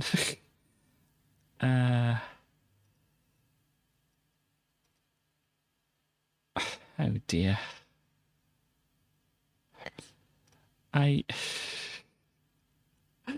Just some of these titles, the letters, I'm just not wanting to go near them. But here's some PD games. Got Roach Hotel. Apparently, Roach Hotel aims to prove you can write professional games in Amos, but I don't think the software will be queuing up to the distribution rights. Oh dear. Escape to Poo Poo Dreams. It's a hidden game on a demo. Okay. And some other kind of Tetris game here. Free PD for life? What? Free? Edge. Why do we have to do this, Edge? Tell me, why do we have to do this, Edge? This is not the pages I want. Yeah, going past all this. Free PD for life. This month's free PD available until May 31st, so it's not for life. Anyhow, 100 different titles next every month. Permanent lifetime membership, one-off joining fee of $1.99, so already not free. Means you can choose from a minimum of 100 free PD titles each and every month for as long as there are Amigas. Oh no. For as long as there are Amigas and there's no need to purchase anything else ever. It also includes a catalogue which have details. So... let's just give away 100 for... I don't know how it works. Here we go. There are two ways to get your free PD. Round up all your unused and redundant discs. Relabel with numbers of titles you require and your membership number. Send them with a return postage to Lickshot Software. And we'll send them straight back with your free PD. This is sounding slightly dodgy, but when you buy blank discs from Lickshot Software, include with your order a list of titles you require and put them on your blank discs free of charge.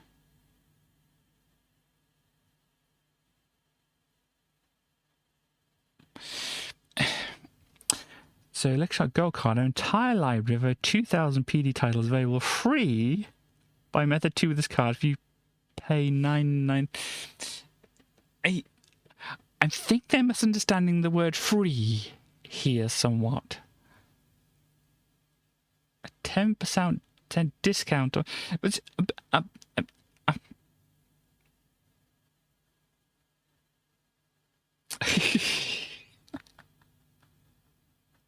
I think I understand what they're saying here. But if you buy the discs, they'll put the software on the discs. So if you wanted your 100 free PD titles, you'd have to buy 100 discs from them, or just have some blank discs lying around and send them in. But obviously add your own postage to it. But if you buy it from them, you'll pay $59.99 plus the extra £1 something, $1.99 here, for 100 of them. And if you wanted the entire library, you'd have to spend... I mean, what is even that? That's like, for 1,000, it's like 500 quid. And for double that, it's like 1,000 quid, or over 1,000 quid for their entire library. Plus you pay the $9.99. Or you can pay the $19.99 and get a discount, a 10% discount on your purchases of your discs. Here.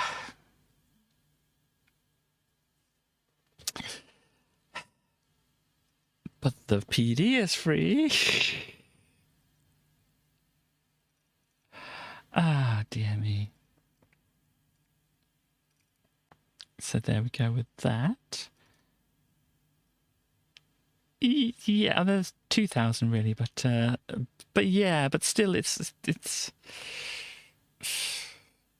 yeah, it's free for definitely a given value of free. But here we go. This is Linda, Linda Barker here, who is the editor for Amiga Power. She runs Amiga Power and she really likes flowers. Now, for the first time ever, we give you the full facts on Britain's sunniest editor. Looking for Linda? Well, Linda's found you. Here on the back page in the right profile. Indeed. What do you believe in? Love, hope, friendship, and beauty? You could. Yeah, it doesn't feel right somehow. But what was the first thing you said today? A French stick for the garlic bread and a tin opener. Okay. Who's your favourite historical figure? Lilith, Adam's first wife who was damned for disobedience. Okay. What's your number one object of desire? Well, apart from world peace, at the moment it's a cottage in the country with a kitten or two. Good. What have you got in your pockets? A Walkman with a Lee Hazelwood tape in it, an empty cigarette packet, a box of matches, keys on a Mickey Mouse keyring, baubles, chewing gum, lip balm, and a receipt for something that costs 80p.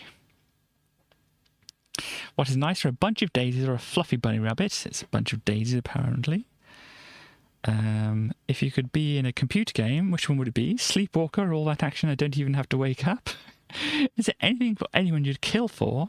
I think that if somebody was threatening to kill somebody I'd love, then I'd kill them. But I wouldn't know if I could until the moment. If you see what I mean. Oh, and if killing one person would unite the whole world, then I might do it, but that's a bit unlikely. Would you vote for the Maastricht Treaty? That's the European Union thing. Yes, absolutely, definitely. What's your favourite BMX Bandit song? Serious Drugs, but I don't want to negate the old stuff so I can have Disco Girl too. Okay, are video games killing pop music? The record industry is killing pop music, indeed. £5 for a CD single is a rip-off. People have a too narrow definition of pop music.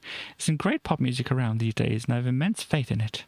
What's your favourite planet in the solar system, except Mars? Jupiter, because I used to be able to see it sometimes when I was lying in the garden on a summer's night. Yeah, she seems pretty cool. What would your autobiography be called? I'm really full. What's the nicest thing anyone's ever said to you? I love you. That is a nice thing for somebody to say to somebody. What's one thing you think would most improve the software industry? Programs being able to do exactly what they want. Imagine. Gosh. Wow. What would you like your epitaph to be? For the last blossom is the first blossom. The first blossom is the best blossom. When from Eden we take our way, the morning after is the first day. From Louise MacNeice. Have you got a message for all the devoted male groupies who've already started writing to us? Write to the pastels and ask them when the album's coming out. Go to the opticians and don't throw rocks. Okay. So address number 2, ground floor flat, Bath, just knock on the window. Date of birth 69, marital status old maid. I was born in the Salvation Army Mothers Hospital in Lower Clapton Road. This probably explains the fascination with the Salvation Army shop in Norwich. My dad, my aunt, my cousins, my little sister were all born there too, but it's not there anymore. I spent my formative infant years playing in the graveyard at the back of our house, reading and making elaborate villages out of Lego, wooden bricks, stickle bricks, and Meccano with my little brother. Then I went to secondary school and did exactly the same things, except I built villages with my newer little sister rather than my getting bigger all the time brother.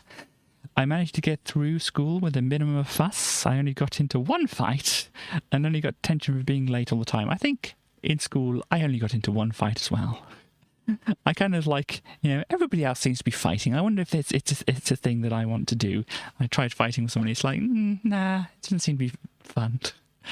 But I think they were kind of like, instigating things as well. So it's like, I can give this fighting thing go. And it's like, nah, it's not a thing for me. Anyhow, in secondary school, I did the same, yeah. did my homework, my exams, and looked around for the right place to spend the next 3 years of my life. I found Norwich, went there for an interview and had to go there. And time came, I packed my suitcase for my favourite books and left for Norwich and the University of East Anglia. I spent 3 years there with ace people, reading all the books we wanted and writing about our favourite things. And this was work. When we weren't studying, we rummaged in the Salvation Army shop, took the little train to Cromer, and drew fish on the sand. In the evenings, we danced to Joe Tex and the Soup Dragons, and went and swooned at Noel the Bowl. Okay. For a year, I lived in my first own room in an old airbase H block. There was 1907 of us had a house called Dalrod. It was the best year ever. And a year later I did my final exams, went to Glastonbury, phoned Norwich for the results and celebrated. It was all over. I had to start looking for a job. I applied for one at Future Publishing, got it, moved to Bath and started working on Your Sinclair with old AP editor Matt Bilby and art assistant Sally Meddings. I started a new life as a staff writer, moved up to become an editor, and was asked if I'd like to work on AP. Well, I thought, I might as well, eh? Actually, I was absolutely terrified, but I love it now. We were terrified too, Linda, but we love you now. Okay, yeah, she seems like a decent person, doesn't she? Oh gosh, look at this. We'll ignore that. There we go, there's Linda, who is technically about 10 or so years older than me. I'm not going to do any more maths than that. There, I mean, oh gosh. Do you go for another magazine, do you think? We can go for another magazine, I think. Let's go for Amiga Power issue 27, which is going to be, once it loads up, here we go, the July issue. And this is Amiga CD. How about some Rodland? The Amiga CD console, we asked if, when, and why, and how much. Well, we can try and see if we've got any info on Rodland. Let me actually see. Sorry, I've clicked Windows and got myself distracted. I've clicked Windows. Let me see. Lemon Amiga. Is it .com? Let's go for .com. Here we go. Lemon Amiga. That's got a lot of Amiga information on here. We can go for Rodland and let us see. They say, here we go. Got some cute little kids here and cute bunny. What else do we have? Help! Oh no. I think their mother is being taken away by a bird. And this is a fairy village here. So I was right, it did involve fairies in some way or another. Mum is taking a top Lumber Boots tower. Port from the PG Engine. Yeah, I think it's possibly some kind of like arcade game or something similar like that, yeah.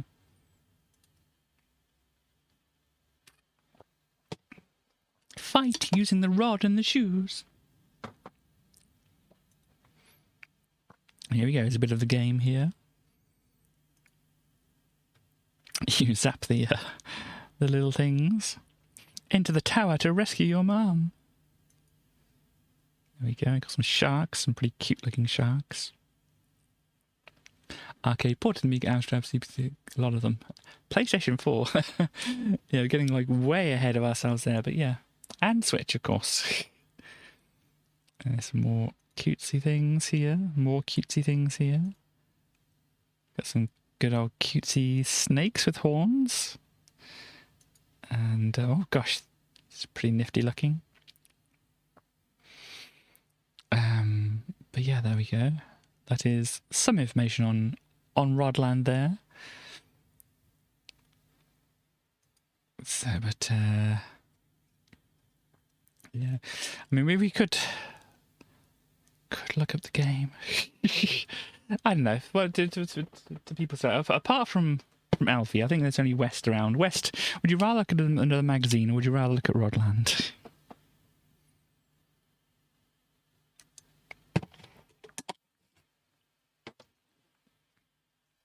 Whilst you're doing that, I'm going to go some investigating on here. If you're around West. If you're not, that's okay. Rodland, okay. Well, let's have a look at that. Let us see what it is like. I will have to find it to start off with. So, let me see. So obviously it's going to be the Amiga version because it's possibly one of the easiest versions for me to find. Amiga Port was an improvement. Okay, that is fairly rare. Okay. We've got some Rodland here, so let me get this all, oh gosh, set up properly. Let us go, well, we can probably go with this, can't we? Let me go for this and drag that into there. I think it should work. You can't see what's going on here. Hang on, wait a minute. Oh, it started right up. Wow, we've got some music going on here. I wasn't expecting it to start just like that, but apparently we've got it right here. Some Rodland. Well, I can change the title. I haven't changed the title for such a long time. How do I even do that? What game did I play last? Zool, apparently. Let me change that. There we go, the Rodzushi Sanamo, gift from Dad. Rainbow shoes.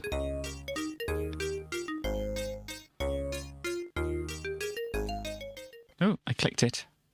I clicked and it wants to do something now. I think...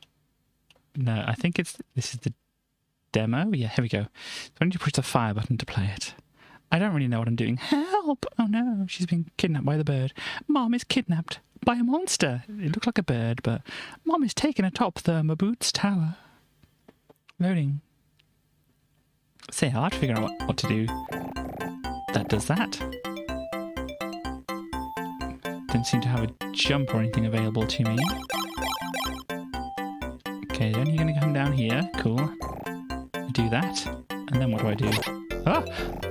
Ah, no, ah, gosh, ah. Ah, gosh. Can I... There we go, that's what happens. We batter them. Please tell me if the music is too loud as well, by the way. So you just grab them and smash, smash, smash. Ah. Oh, it's getting missile fire up as well. Hang on. I can't climb over or jump over them. It's a bomb. Boom. Oh. Next level then.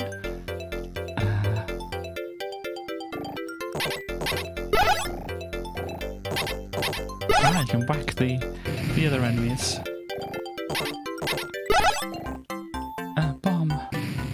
Okay, the bomb doesn't do anything unless anything's near. Whatever that was.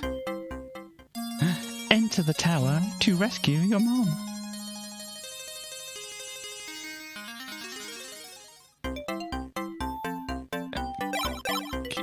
Okay, you're gonna come down here. I'm gonna viciously beat you. Shark. What? Oh, they dropped something on me, I think. Yeah, the sharks spit things. Got all these S's around the place, which are kind of bombs. Okay, it's dangerous around here. Come on, shark. Here we go.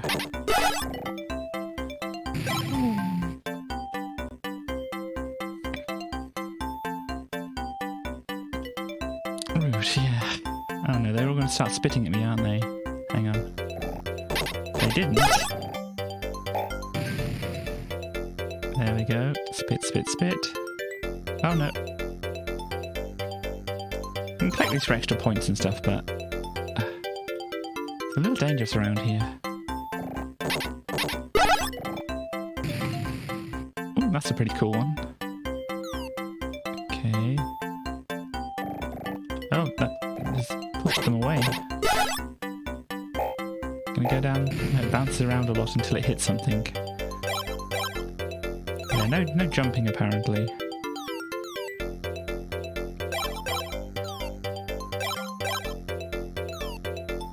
I don't know if you get anything from collecting all the things, but... a shark really likes that platform. Well, they're stuck on it, I think. Oh. The shark turned into a blob. There we go.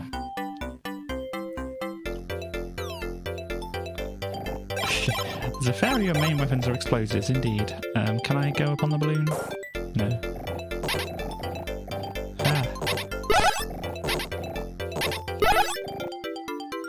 Hang on, come on. Where are you all? Uh-oh, uh-oh, uh-oh.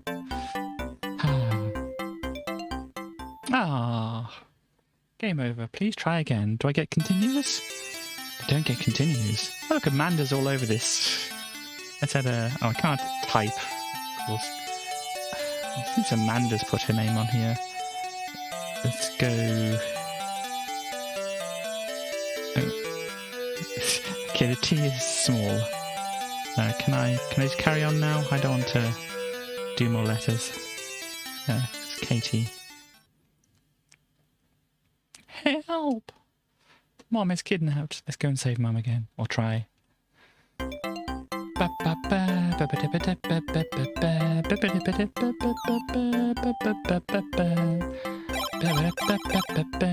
that I have more of an idea of what I'm doing. Bash them around a little bit, and then there is a nuke. For whatever reason.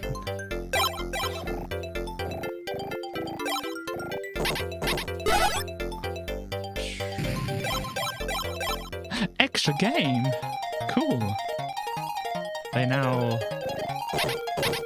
blossom things? Oh, you get like the letters and stuff as well. Ah.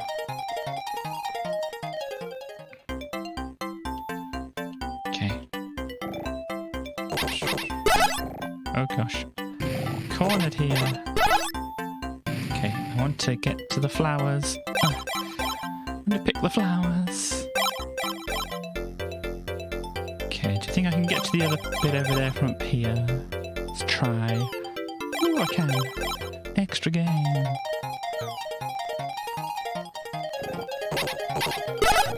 Yeah, it definitely has some kind of like bubble bobble and such vibes, doesn't it? You got 2 R's from them. Okay. This is very cute.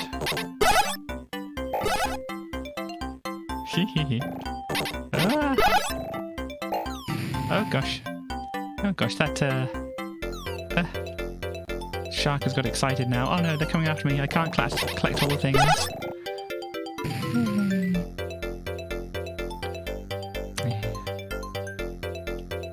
Okay, let us now try. Oh gosh. They're gonna come down here? No. You're gonna... There we go. Okay, you're gonna come down? No, you're gonna shoot things down here though. Gosh, it's dangerous around here.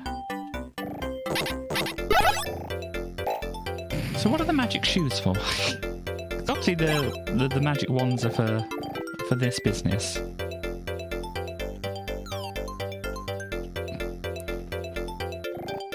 Okay, hang on. I got it.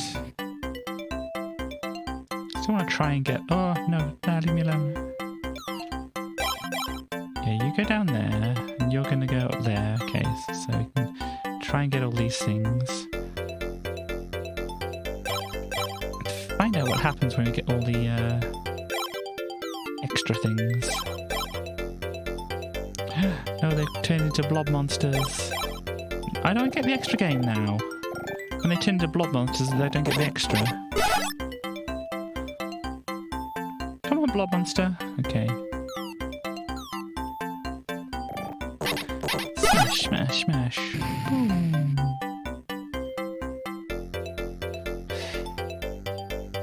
Okay, I can go up on the balloons. Nice. Okay, this looks dangerous. It's too dangerous.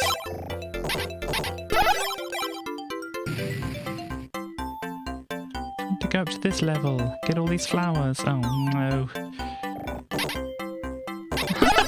The shark's taking the balloon. Uh-oh.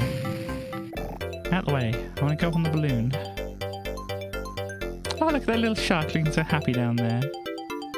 Okay, gotta get off the right point. There we go. Now don't turn into blob monsters down there, you two. There we go, we've got the extra gain now. Oh. Come up here, no, okay. Oh. Got an A now. A trash.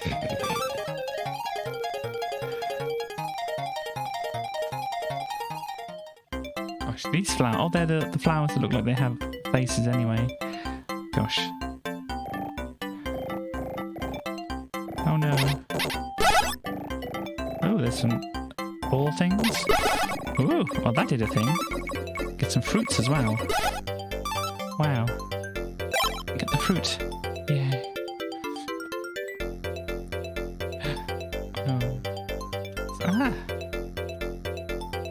But I want to... Okay, they're coming down.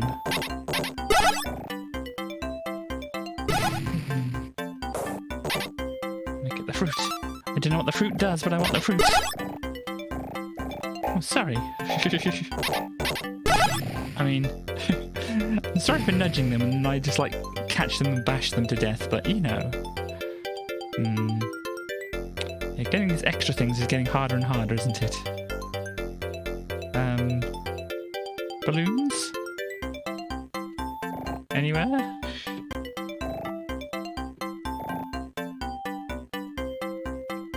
Maybe I do. Yeah, maybe I'm supposed to have a jump some here because this is otherwise is not working. It's definitely not. Ah! Here we go. We can build ladders. Ah! Oh dear. We can build ladders. I doubt they go up that high. Yeah, I can't build them extra. They're very fancy rainbow ladders as well. Oh, no. Okay, well we managed to skip that level by dying a lot.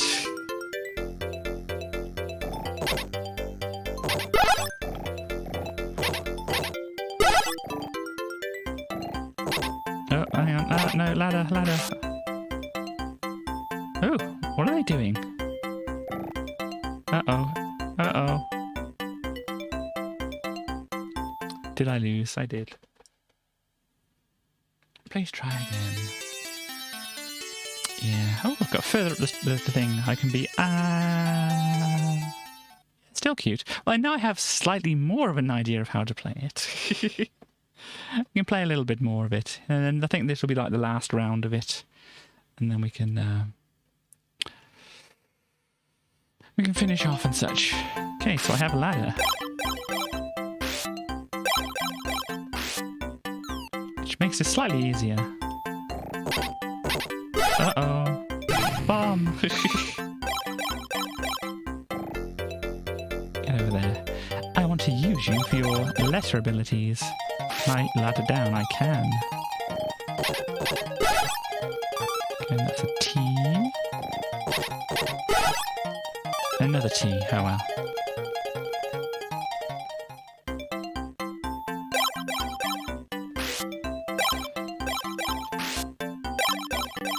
Does it make it... This does make it easy to get around, certainly. Oh, bye-bye. Extra game, yay, I have all these to try and get letters out of. Oh no, this is a bad idea. Okay, we're okay. Uh-oh. Uh-oh. Oh, they change! Okay, E, I want an E, yeah.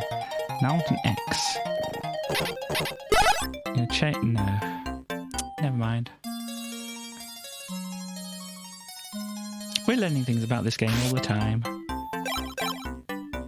I mean, sure, if I'd read some instructions, I would know already. But, oh gosh. No. I panicked.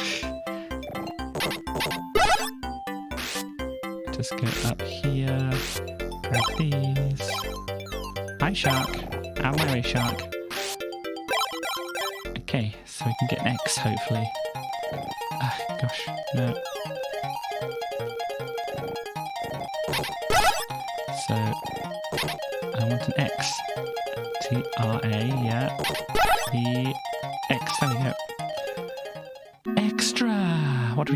extra.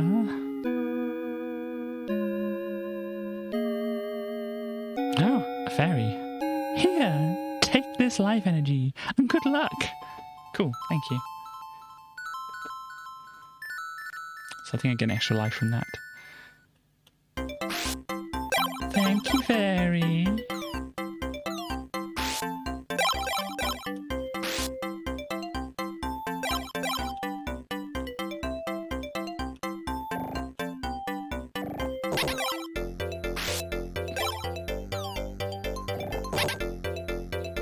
Oh gosh, missed it.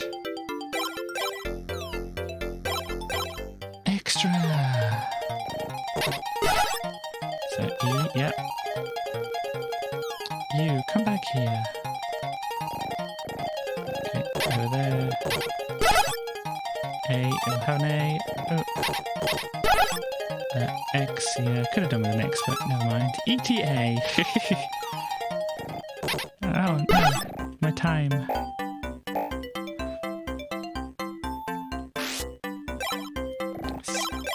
Still, I think you need...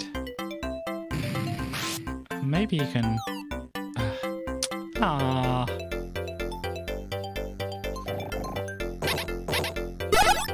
Hi, I'm travelling up on this balloon. Do not interfere. Can I... No, I can't put a ladder here. Oh, they winked. Hello, you're coming up here as well, are you? Out of my way, please. Extra! I need an X and an R. Come here. No. X, please. X. X, there we go. Don't go up there. Ah, there we go. Yay.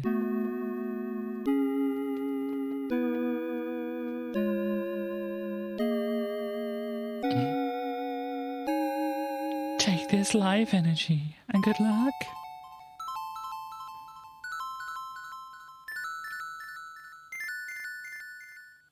Okay.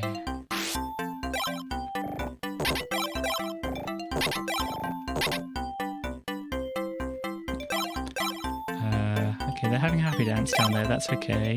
I want to go over here. To go up here. Yep. Yay, extra game. Let's go down. And... Oh no. Yeah, I need some letters.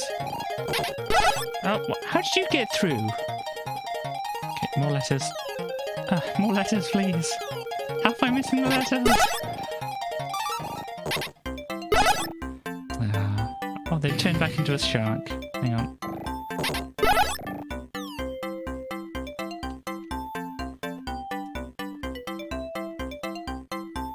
Okay. Okay.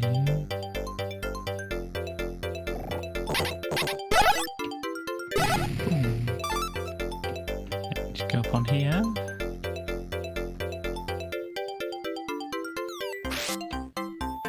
Gosh. Make you work for those ones, don't they? Ah. Coming down here. Oh. Can I get to that? I just can't get to it.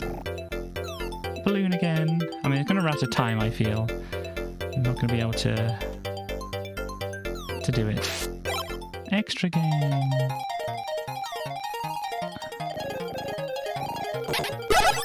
What do I need? T will do, yep. X and R. R, thank you.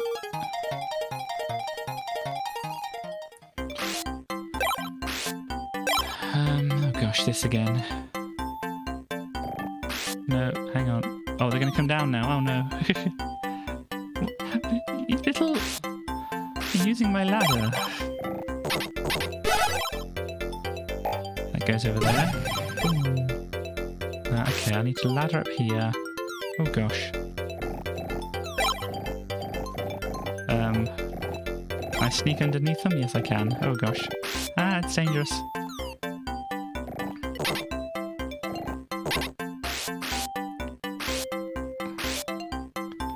Cool. extra game. Can you please get out of my way? Thank you. Smash. Need X. Yay.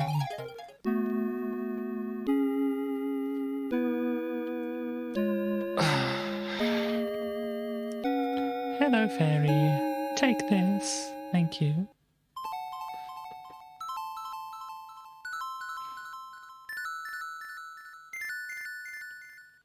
Okay.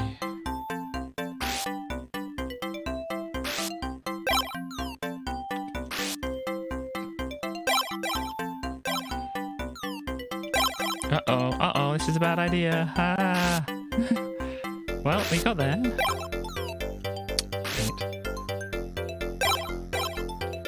Of course, then they're all going to change. Can you please come up the ladder? Oh gosh.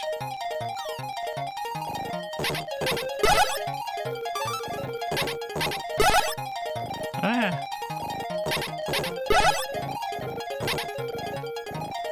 Come over, go on. Ah. Ooh.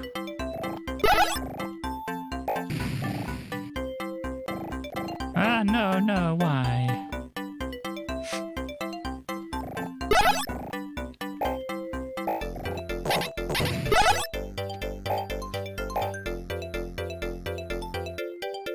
Okay. There's only 2 of them. Oh no, there's more of them. Oh no.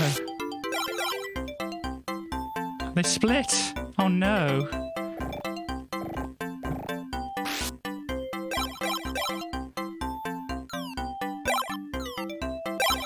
Extra time. Oh gosh. So much going on here now. Yep. An X and R once again. There we go, an R. Uh-oh. Yeah, X, please. X, thank you.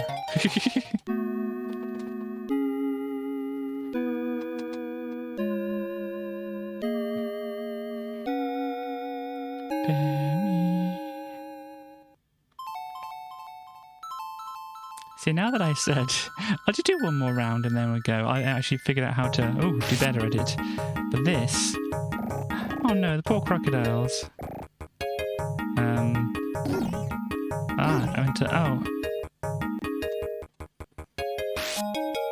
to zap these crocodiles. Am I? I am supposed to zap them. Okay, oh no, another one's come down.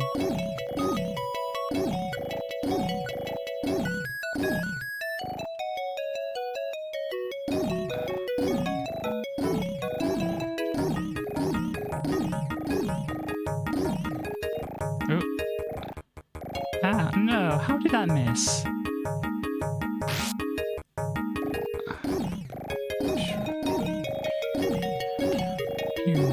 Get rid of you. Okay, more of them. Oh. Maybe I should have used the ladders then.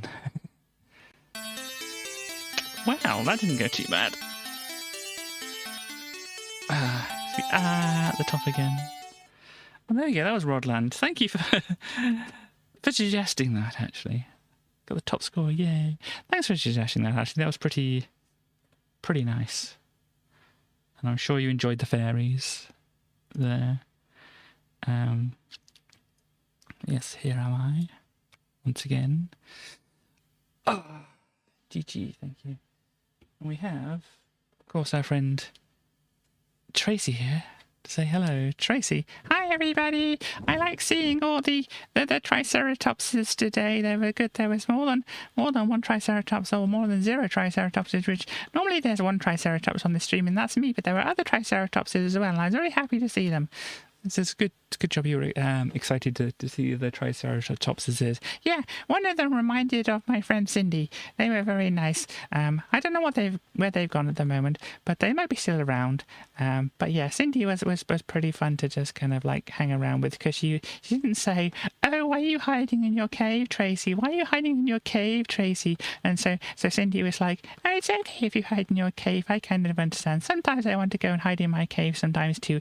It's fine. Don't worry about it. I mean, everybody else is being just weird about it. They're being weird. I mean, they call you weird, but they're being weird about it. I mean, you just like to stay in your cave. That's fine. That's absolutely fine. That's fine. That's absolutely fine. Don't worry about it, Tracy. You can stay in your cave. And I was like, thanks, Cindy. I like to stay in my cave. And so, yeah. I think that's it. That's your story, is it? Yeah. Did you like that story about Cindy in the cave and stuff? I think it was a good thing. I think Cindy sounded like a very good friend of yours. Yeah, they were a good friend. I hope they're doing something as wonderful as this kind of stream themselves and such. So if you're out there, Cindy, hi, Cindy, hi. Cool. So if obviously there's any questions for Tracy, they can pop them in the chat and such like that.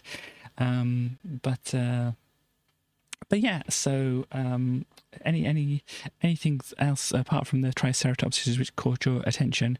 I like the cute things. The cute things were quite cute. You mean the Rodland game? Yeah, that was cute. That was very cute. I thought it was very cute and such like that.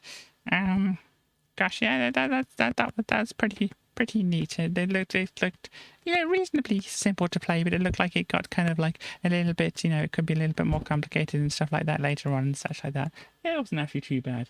By the way, you've probably seen this, haven't you? I've got a nice little herbivore badge here. That's a pretty neat badge. I wish I could wear it. Yeah, I mean, obviously you've just got the skin and would like trying to put it to your skin. It wouldn't be good, would it? Nah, it wouldn't be good at all. I mean, if I was going to wear it, there would be a good place for it, I think. I think it would be a very good place just to kind of there. Maybe you can like settle it behind there. I mean, that could be pretty cool. The thing, yeah, the problem is this kind of thing could happen. That is a problem, Tracy. And then if you moved your head about too much, you might fall off. Yeah, can you take it off my head, please? Okay. There we go. And also, did you see my other little dinosaur I've got? I got a dinosaur here. That's a pretty cool dinosaur. I mean, those are the ones that were pretty big and they were kind of scary because, I mean, generally they were all the way up there and I couldn't talk to them and they just saw their little feet here and going stomp, stomp, stomp, stomp, stomp all around the place. And it's like, hi, I'm down here. Please, can you watch where you're stepping? And they go stomp, stomp, stomp, stomp, stomp all around the place and they wouldn't hear me because I'm just a small dinosaur. Yeah, but generally they weren't that bad. No, I mean, they just didn't recognize people that were smaller than them, really. That's the problem. But you can understand it. They were being all the way up there. It was hard to talk to them and stuff like that. That's fine. But I'll pop that one over there. But yeah, so I don't think I've got any questions. That's okay. People don't necessarily always have to have questions for me. That's absolutely fine. Thank you very much, everybody, for coming by for the Tracy show today. Bye! So that's Tracy's portion of the show, or the Tracy show, as she calls it, done and such like that. Yeah, let's just do visuals. Bye, Tracy. Indeed, I have my fancy. Where is it? It's on the browser page, isn't it? So yeah, we'll look at that some other time. I've got to remember that I didn't look at this one, because otherwise, if I just like file it out of the way, and it's like, oh no, I didn't look at that one. But yeah, where's OBS is already open, Katie. OBS is already open. There was this, which obviously now it is, what day is it? It's Wednesday today. We might have a Stars doing tomorrow, possibly starting on Forza Horizon 5, which will be an exciting thing to see, because I have Game Pass myself, and I recently got it for £1 whole for 3 months, which is a good offer. So I played a little bit of Forza 5 last night, and it was a pretty fun thing there. It's actually a game. Oh, try that again. It's actually a game, a racing game, where you actually have to use the brake. Usually in racing games, it's like, go fast or just like slightly release from the accelerator, but mostly just go fast. If you need to go around corners, usually the ones I play, you can go sideways around the corners.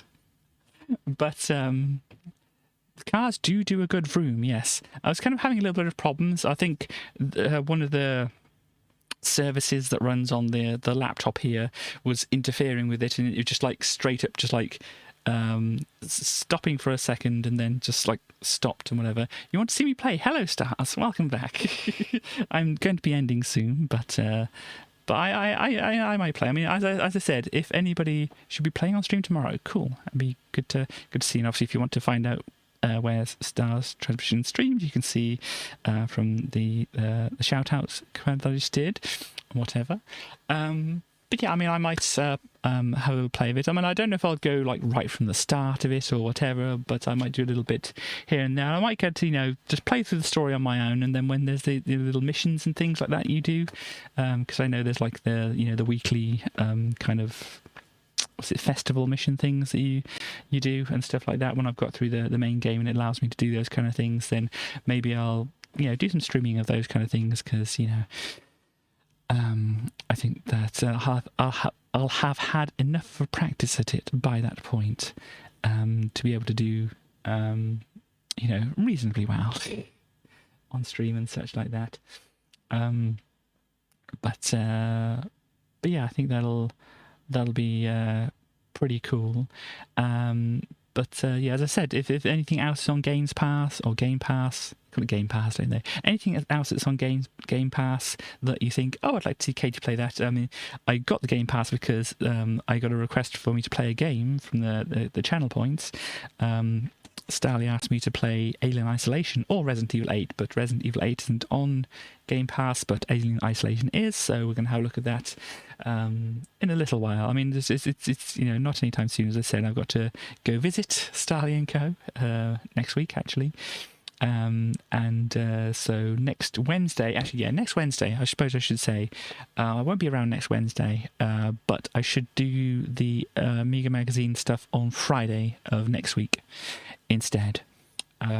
So yeah, Wednesday stream won't be happening, but Friday stream should be happening. And so we can do the Amiga Magazines then instead. So we'll have to wait, a little bit more than a week for next Amiga Magazine stream. But what can we see in that? What's coming up?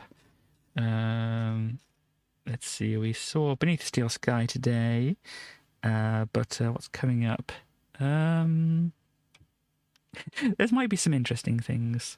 I will have to have a look, because obviously I checked the discs beforehand just to make sure they work and such like that. So I'll have to look into that there. But there could be some interesting things coming up on the cover discs.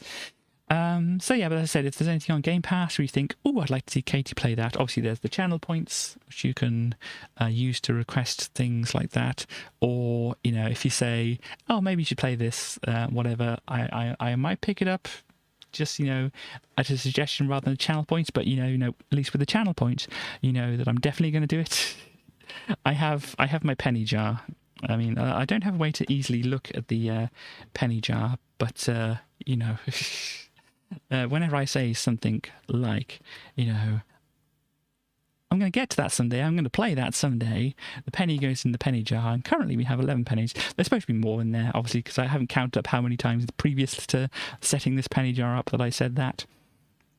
But there are at least 11 pennies in the penny jar of I'll play that someday. So yeah, there is that. But yeah, so anything on Xbox, I mean, I think I've said this multiple times, but I've got distracted multiple times while saying it. But yeah, so anything comes up, if you think, oh, I'd like to see Katie play that, either request it through the channel point, which, I'll definitely play it at that point for at least half an hour. I can't guarantee any more than that, but as I said, I put that limit of 30 minutes on there because of cricket, basically. But then if you have any other ideas, like, oh, you should probably play this is a pretty cool game, as I said, it's like I might get to it at some point, but at least it'll be on my radar then of things that I might want to play. So yeah, any suggestions, please let me know. I kind of feel like bringing up this thing again. As I said, I kind of like did a demo at the start of how bad I am at doing this at the moment, because I need to do a bit of practice at this to actually... No, actually, I don't want that on there, do I? I want that on there just because of the way I've got things set up currently at the moment. I'll pop this on here. because I'll give you a demonstration. It's going to be another quick demonstration, but I got downloaded. No, hang on. Why is that not actually appearing? Hang on. It's not actually appearing on the screen. Why is it not appearing on the screen? It should be appearing on the screen. Why are you not appearing on the screen? Oh, because I closed it, whatever. But I got this. I don't really know how to use it properly at the moment, but I've got this and I can do some things with it. So I've got my two of my songs in here. One of them is one of the ones from my new album, which is this one. Princesses wear their dresses, and I guess it's fine by me that what I get to wear is just so dull and unappealing. And I've set up some kind of loops and things here. This is another one.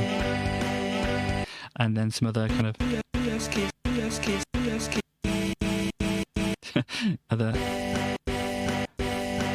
other parts which you can like shortcut to and whatever. And then you can like play something like this one here. And find a good place. Oh, I already had this set up for a good place. I do this. This is going too fast.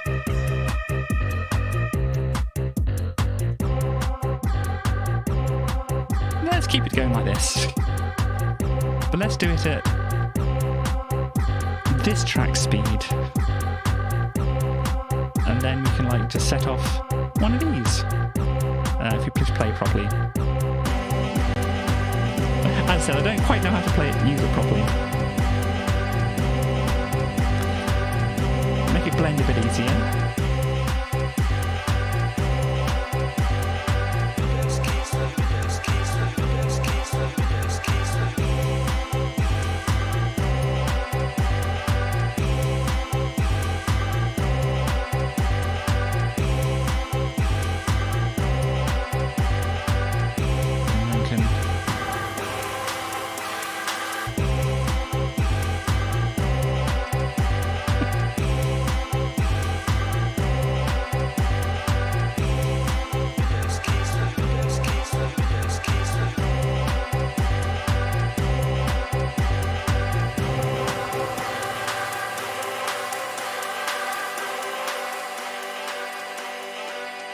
Doesn't quite work quite well with this just repeating on its own. Just fade that out and then fade that out. I mean, it's not very smooth and whatever, and this is still going on in the background. But yeah, I don't know if there's any shortcuts and stuff on this. I mean, they do sell obviously the actual hardware and stuff that you can use to do things, but that's probably a little bit beyond me at the moment. But yeah, I'm just kind of messing around with it to try and see what I could do and stuff like that. And that's mixing a couple of my own songs together there. But anyhow, it's just something fun to have a play around with occasionally and stuff like that. And see if I can do anything interesting with it at all. But I think that is mostly all of everything for today. I've got a song to play from my new album to round out the stream and such like that. So I will do that. And yeah, thank you for everybody for dropping by and saying hello and encouraging me to play Rodland and stuff like that. That was quite a good one, because I've never actually properly played it, as you can probably tell. Never actually properly played it before. But thank you very much for doing so. I should be back on Friday. Gosh, I know I've been saying this a lot, but I might actually still try Medieval. I might go back to trying that, and then I actually need a plan for what I'm going to do if that doesn't work out. Not quite sure what that is, but I should try and think of that in the meantime. But before then, and for the end of the stream here, please enjoy this this song from my new album called Princess. You've probably seen the things. Yeah, it's right there in chat just before West's message there. Did I do that? Did I do that? I did it without noticing if I did do that. Oh, is it for Medieval, is it? Or I don't know. But yeah, anyway.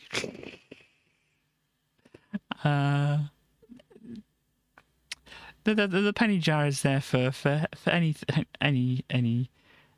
along those lines. But I'll play it someday. Indeed. But yeah, anyway, I should finish. As I get back to it. Yeah, I suppose. But before anything else, we need to end the stream.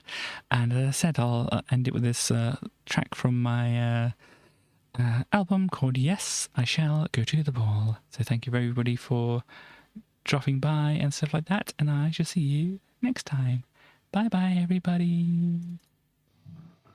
A curse to a kiss to a dress to a princess. I'm dressed to impress. With my stress you can see, from the bells on my toes to the pearls in my necklace, no charmer's princess will stop me. Yes, I shall go to the ball, happy ever after all. My story isn't written, and I don't know how it ends. Yes, the world will finally see the me I always hope to be. I won't do what you say, so get out of my way. I gotta go,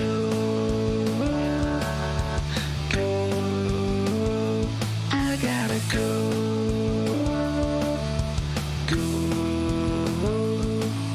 no lie that you cry can deny my existence. I'm here and I'm quit, so get out of my way. We stand hand in hand and we brandish resistance. We wield all our heart and we say, yes, I shall go to the ball, happy ever after all. My story isn't written, and I don't know how it ends.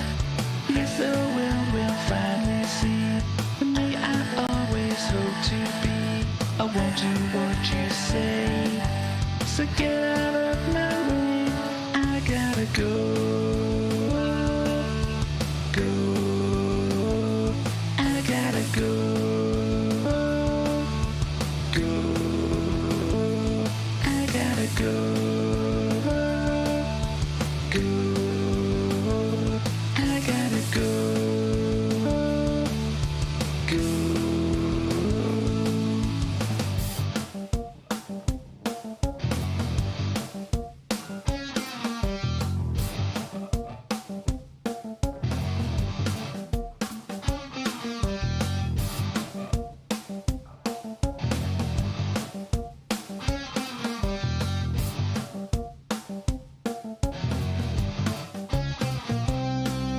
Yes, I shall go to the ball, happy ever after all. My story isn't written, and I don't know how it ends.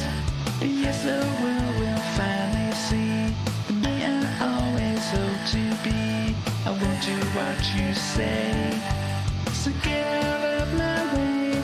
I gotta go. Go, I gotta go.